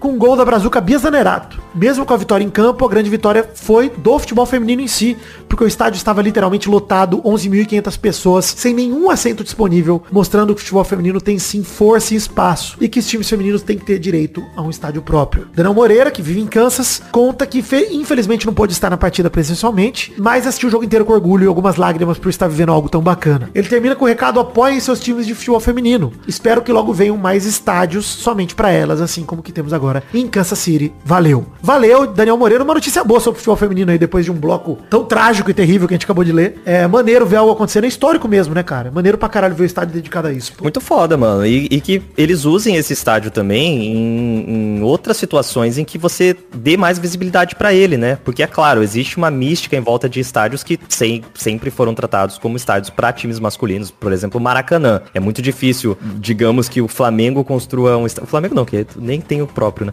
Mas que o Rio de Janeiro construa um estádio pra um time de futebol feminino, dificilmente vai ter a mesma visibilidade, o mesmo impacto que um Maracanã. Mas isso é claro, historicamente, né? Mas dá pra construir também. Sim. Dá pra construir essa identidade que a galera vai olhar e ter orgulho e, caraca, eu vou jogar naquele estádio, cara. Isso é foda. É o que a Marta fala, de que quando ela jogava era só ela, e hoje as meninas olham, e até hoje a Marta inspira justamente por conta disso. Foda imaginar também que em algum momento vai existir isso de meninas falando, caramba, eu quero jogar naquele estádio. Cara, é o lance que eu assisti o Welcome to Wrexham, né? E eles têm o time feminino e na segunda temporada mostra o jogo que elas jogam no estádio principal do Wrexham, né? Que é o estádio de atividade mais antigo no mundo do futebol. E eu acho muito maneiro ter estádios dedicados ao futebol feminino, porque fica uma casa do time mesmo, acho legal pra caramba. E ao mesmo tempo acho que as mulheres têm sim que ocupar os espaços dos estádios históricos do futebol masculino, né, cara? Tem que ocupar esses espaços. Uma final de um Brasileirão no Maracanã, né? Esse tipo de coisa tem que acontecer, mano. Pra gente entender que o futebol feminino merece espaço e vai encontrar sua torcida, vai encontrar sua força também. E também força de patrocínio e tudo mais. A gente tem que fortalecer o esporte como um todo. E esse movimento do Kansas City Current é muito maneiro pra isso. Então, valeu, Daniel, pelo seu e-mail. Muito legal mesmo de saber. Olha aí, gente, Comentroxas dos dois últimos programas, 659 Diagnosticado com Vasco e 660 Intervalo Grande Festival de Hashtags, passaram de 100 comentários cada um dos posts, então nós vamos ler 2 Comentroxas cada um. Alegria. De cada post. Vamos começar pelo 659 Diagnosticado com Vasco, lá no instagram.com/pelada na net, no post com a capa do episódio bonitinho. Inclusive, no 660, Vitinho, eu esqueci de fazer um carrossel, acabei fazendo outro post com as suas fotos, com o cara usando seu celular. Grande post. Maravilhoso. Grande sexo. Tive que complementar aí a frase do Vitinho com a saudosa frase do El Patrulha das Crianças. Sharon, grande sexo. Grande sexo. Vamos lá, 2 Comentroxas do 659 aí pra começar. Comentrouxa do Henrique Nunes, que falou, será que o Curirim é vascaíno? E aí o @artves respondeu, pela quantidade de vezes que ele morreu, deve ser. Gosto. Pode ser. Sensacional. Concílio Silva, com todo respeito aos amigos, mas o Vasco cair pro Nova Iguaçu é vergonhoso. É, tudo bem, tá tudo bem. É, mas é normal. Vasco vergonhoso também foi demitir o Alexandre Matos depois de alguns meses de trabalho, mesmo que tenha feito um trabalho medíocre, vergonhoso, enfim. A 777 tá, olha, de parabéns, viu? Pedrinho, você prometeu, hein? Cadê? Tem que riscar os carros dos caras da 777. Mais um comentário aí, Maidana. Comentário aqui do Giovanni FR2, que falou, o Daverson conseguiria cantar I'm Just Ken, mas o Ryan Gosling conseguiria simular uma falta do árbitro na final da Libertadores? Jamais. Olha, eu acho que nenhum dos dois consegue fazer nada disso. Não, que isso. Eu não acho que o Davidson consiga cantar I'm Just Ken também. Claro que consegue, Maidana. Pô, Claro que consegue, você dá ele 2 semaninhas. Então ele tem que enviar o vídeo agora pra comprovar. Fica aí essa... Por favor. A hashtag dessa semana. I'm Just Day.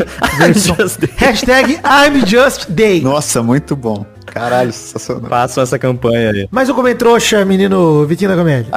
O comentrouxa aqui do Gabriel Garcia 162, que falou, gostaria de deixar o comentário que se alguém for de Uberaba, vá conhecer a sorveteria Pecolé. Tem um review de sabores no meu Twitter. E fez um jabá ali, né? Cara, tá bom. Mas, pô, o nome já me convenceu. Pecolé me convenceu muito. Mais um comentrouxa aí, Maidana. Cara, o foda é que eu não tô achando aqui agora porque eu vi no celular. Enfim, quem fez esse comentrouxa vai saber quem é, mas a gente tinha perguntado o que jogar na piscina do BBB, né? Uhum. Aí a pessoa respondeu que jogaria uma tartaraga. Foi o texto que ele achou mais disputado da história. Maravilhoso. Terminou com tartaraga. Ó, o Ítalo Machado mandou aqui, dentro das comparações com o Oscar, o PSG é o filme maestro, gastou pra caramba, tem um protagonista chato e não ganhou nada. Verdade. Perfeito. Excelente, Ítalo Machado. Vamos agora pro programa 660, intervalo grande, festival de hashtags. Grande programa. Muitas hashtags, inclusive. Vai, Vitinho, pro primeiro comentrouxa aí. Comentrouxa do Bruno Marques Monteiro, que falou: Monteiro, felizmente eu nunca dei azar com o Mercado Livre. Comprei meu PS5 lá. Bom demais. Mostra que ele é rico também, né? Além de não ter dado azar. Exato. Comentrouxa do Instagram PG, que falou: meu sonho é ser igual ao Vidani, até desempregado o cara tira férias. Férias do desemprego. É o Lula avançando com a CLT cada vez mais. Cara, vai tomar no cu todo mundo.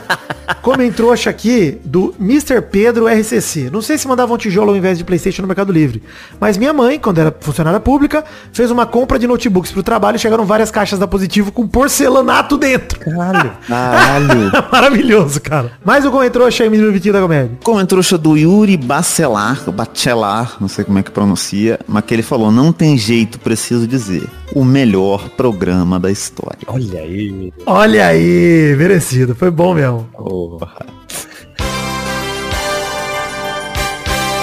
Melhor programa da história. Ah, eu tava falando depois, cara, só de ver as hashtags eu tava chorando de rir. É, mano, esse foda programa demais. foi foda mesmo. Não compre macacos, adote. Não, maravilhoso. Vai lá, Maidana, mais um comentrouxa. Comentrouxa do Sutarelli Jorge, que falou aqui, ó: quero deixar minha indignação, pois eu guardei o @Maidana Sexo. Já enviei pro Vidani e pro Maidana, porém nenhum dos dois reivindicou. Vou ser obrigado a doar esse nick ao fotógrafo. E é muito bom. O perfil de OnlyFans do fotógrafo tá pronto já. O filho da puta ainda colocou Fernando Maidana no nome do perfil. Deixa você, pô, tá pronto. Cara. Yuri Garcia, @Yuri_TNR, mandou: aconteceu comigo o caso de emprestar o celular para um morador de rua enquanto esperava a mulher sair do banco. Depois ela foi olhar no histórico o que ele tinha feito e era uma consulta no Ministério Público, processo de assédio sexual. Caralho. O cara emprestou o celular pro... Pesado, coisa né? boa. Não sei se é melhor bipar. Acabaram os comentários, obrigado a todo mundo que comentou aí, obrigado a quem fortaleceu os últimos 2 episódios, tamo junto. E hashtag I'm Just Day, tudo junto. La pergunta da semana: o que você achou da seleção de Doripau? É isso que queremos saber. O inventor do A sexo. silhueta do Doripau com a Copa do Mundo no lugar da piroca dele é inacreditável, de foda, não tem como. É isso então, gente, um beijo, queijo, fiquem com Deus e até semana que vem pra mais um Pelada na Net. Tchau, tchau, pessoal, alegria! Alegria!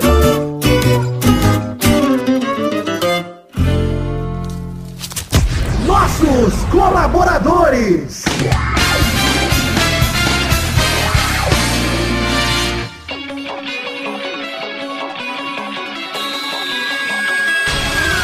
Chegamos, meus queridos amigos Testosterinhas, para aquele momento maravilhoso. Que hora é agora, Testosta? É isso aí, Vitor. Agora é hora de mandar um abraço pra galera que contribuiu com R$10 ou mais no mês passado, fevereiro de 2024. É isso mesmo, Testosta. Manda esse abraço pra galera que garantiu essa recompensa através do Patreon ou do Padrim. Um beijo, um abraço pra Adelita Vanessa, pro Adriano Nazário Souza, Anderson Carteiro Gato, André Stabile, Arthur Murakawa, Brian Kazenhook, Bruno Burkhardt, Bruno Kelton, Caio Mendonça, Charles Miller, Sidão Oliveira, Danilo Rodrigues de Pádua, Diego de Lima dos Santos, Elisnei Menezes de Oliveira, Érico, Evandro Souza Bispo, Evilásio Júnior, Fernando Costa Neves, Felipe Frouf, Frederico Jafelite, Guilherme Xavier Ferreira, Gustavo Alves Mota, Israel Peixin, Ítalo Leandro Freire de Albuquerque, Jonathan Felipe Romão, José Vieira de Menezes Neto, Josué Solano de Barros, Júlio Barros, Cauê Pecher, Leonardo dos Anjos, Leonardo Lacmanete, Letícia Robertoni, Luan Germano, Lucas Andrade, Lucas Eduardo Marciano, Lucas Romualdo, Luiz Fernando Rodrigues Libarino, Mariana Feitosa, Natália Cucharlon, Nicolas Vasco Valcarcel, Pedro Láurea, Professor Rogério Vitor, Rafael Azevedo, Rafael Correia da Silva, Rafael Matias de Moraes, Rafael Perruti Macarelli, Reginaldo Antônio Pinto, Robson Duarte, Rodrigo Dias Garcia, Thiago de César e Thiago Patux, Vander Alvas, Vitor Maeda, Vinícius Dourado, Vinícius Gomes, Vinícius Renan Laurman Moreira, Thiago Lins, Hassan Jorge, Bruno Monteiro, Marcelo Cabral, Felipe Pastor, Maurílio Rezende, Pedro Bonifácio, Bruno Macedo, Adriel Romeiro, Aline Aparecida Matias, André Luiz Rufino, Caio Mandolese, Fernando de Araújo Brandão Filho, Fernando Henrique Bilheire, Gabriel Lopes dos Santos, Gerson Alves de Souza, Murilo Segato, Rafael C. dos Santos, Rafael Bubinique, Rafael Piccoli, Rodrigo Oliveira Porto, Stefano Belotti, Vinícius Lima Silva, Marco Antônio Rodrigues Júnior, o Marcão, Daniel Moreira, Lennon Estrela, Vitor Rodrigues, Lucas Penetra, Sharon Ruiz, Thiago Gonçalves, Felipe Artemio Schouten, Lucas o Fofo, Tatiane Oliveira Ferreira, Vinícius Cunha da Silveira e Ítalo Rossi Lucas. É isso aí, galera. Muito obrigado pela colaboração de R$10 ou mais no Padrim ou no Patreon no mês passado, fevereiro de 2024. Lembrando a todos que acabou o PicPay, então não dá mais pra colaborar por lá. Você que era colaborador, volte a colaborar através do Padrim ou do Patreon. E o Padrim tá pra acabar também, mas a gente vai resolver isso nos próximos meses. Valeu, gente. Um grande abraço. Obrigado por acreditarem no sonho da minha vida, que é o podcast Peladranet. Tamo junto. Deus abençoe vocês. Valeu.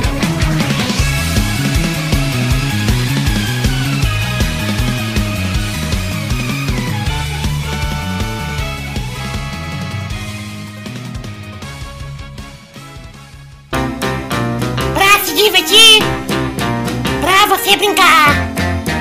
Vem aqui, vamos adorar o Testosterinha Show. Começou, galera, mais um Testosterinha Show, Brasil. Uau, gente, uma beleza? Tranquilidade. Beleza, então. Ó, a ordem do programa de hoje, o primeiro é o Vitinho da Comédia. O segundo é o Maidana. O terceiro é o Vidani. Então vamos rodar a roleta para a primeira categoria do programa de hoje.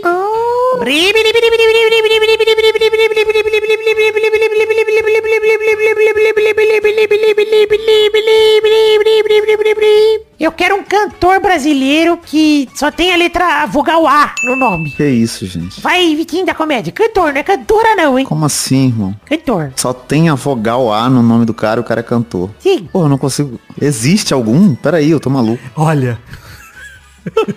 Eu não consigo pensar em ninguém, caralho. Eu não conheço ninguém da música do Brasil, não é possível, não é possível. O Paulo Peide é cantor? Não? Não é cantor, ele canta muito. Vai, Daniel. Djavan. Vai, Vitinho. Caralho, inacreditável que só tem A no Djavan. Puta que pariu. Caralho, cara. Agora só vem Djavan na minha cabeça. Tava pensando em outro, mas só vem Djavan.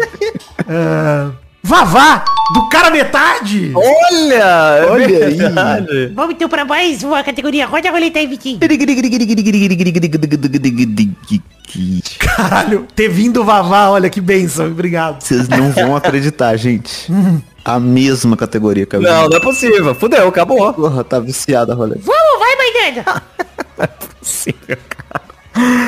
Ai, caralho, mano. Tem o... Ai, caralho. Tenta o pau do Pedro, não? Não. Só tem o A, cara. Tem o Jack, do LS Jack. Vai se fuder. Aí vai tomar no cu. Vai, Vidani. O rapper Xamã. Olha aí, ó. Olha, caralho. Puta que pariu. Caralho. Você saber essa e eu não é muito Tá vendo, rapaz? Olha aí, ó, Vitinho. Achou que ia terminar zerado? Toma essa na cara. Caralho. Caralho, cara. Que o Vitinho botou essa categoria pra gente perder junto, Maidana. Isso é verdade. Nossa, Sim. Tio Catra. Nossa, é Caralho, verdade. ninguém pensou no Catra. Tio Zazá da Camarga. Não, aí não. Aí não. Eu tô rindo do Zazá da Camarga aqui sozinho. Então é isso aí. Pô, eu tenho certeza que na hora que eu for dormir eu vou lembrar dessa porra. Eu vou rir de novo. Ao amar. É isso aí que ele canta. Então é isso aí, gente. Beijo, queijo. Até semana que vem pra mais um Peladinha. Tchau, tchau, pessoal. Valeu. Abraço. Tio Zafalipa. Não, isso é muito complicado. Eu tentei fazer Zazá da Camarga e Luciano, mas... Meu xarará. E Laça Ana. Xarará é pô, tio. Chatão. Chatazanha. Valeu. Até semana que vem. Tchau, tchau. Tio Carrara. Tem o I, porra, vai se fuder. Porra, vai se fuder muito, mano. Nossa, difícil demais, cara. Maravilhoso.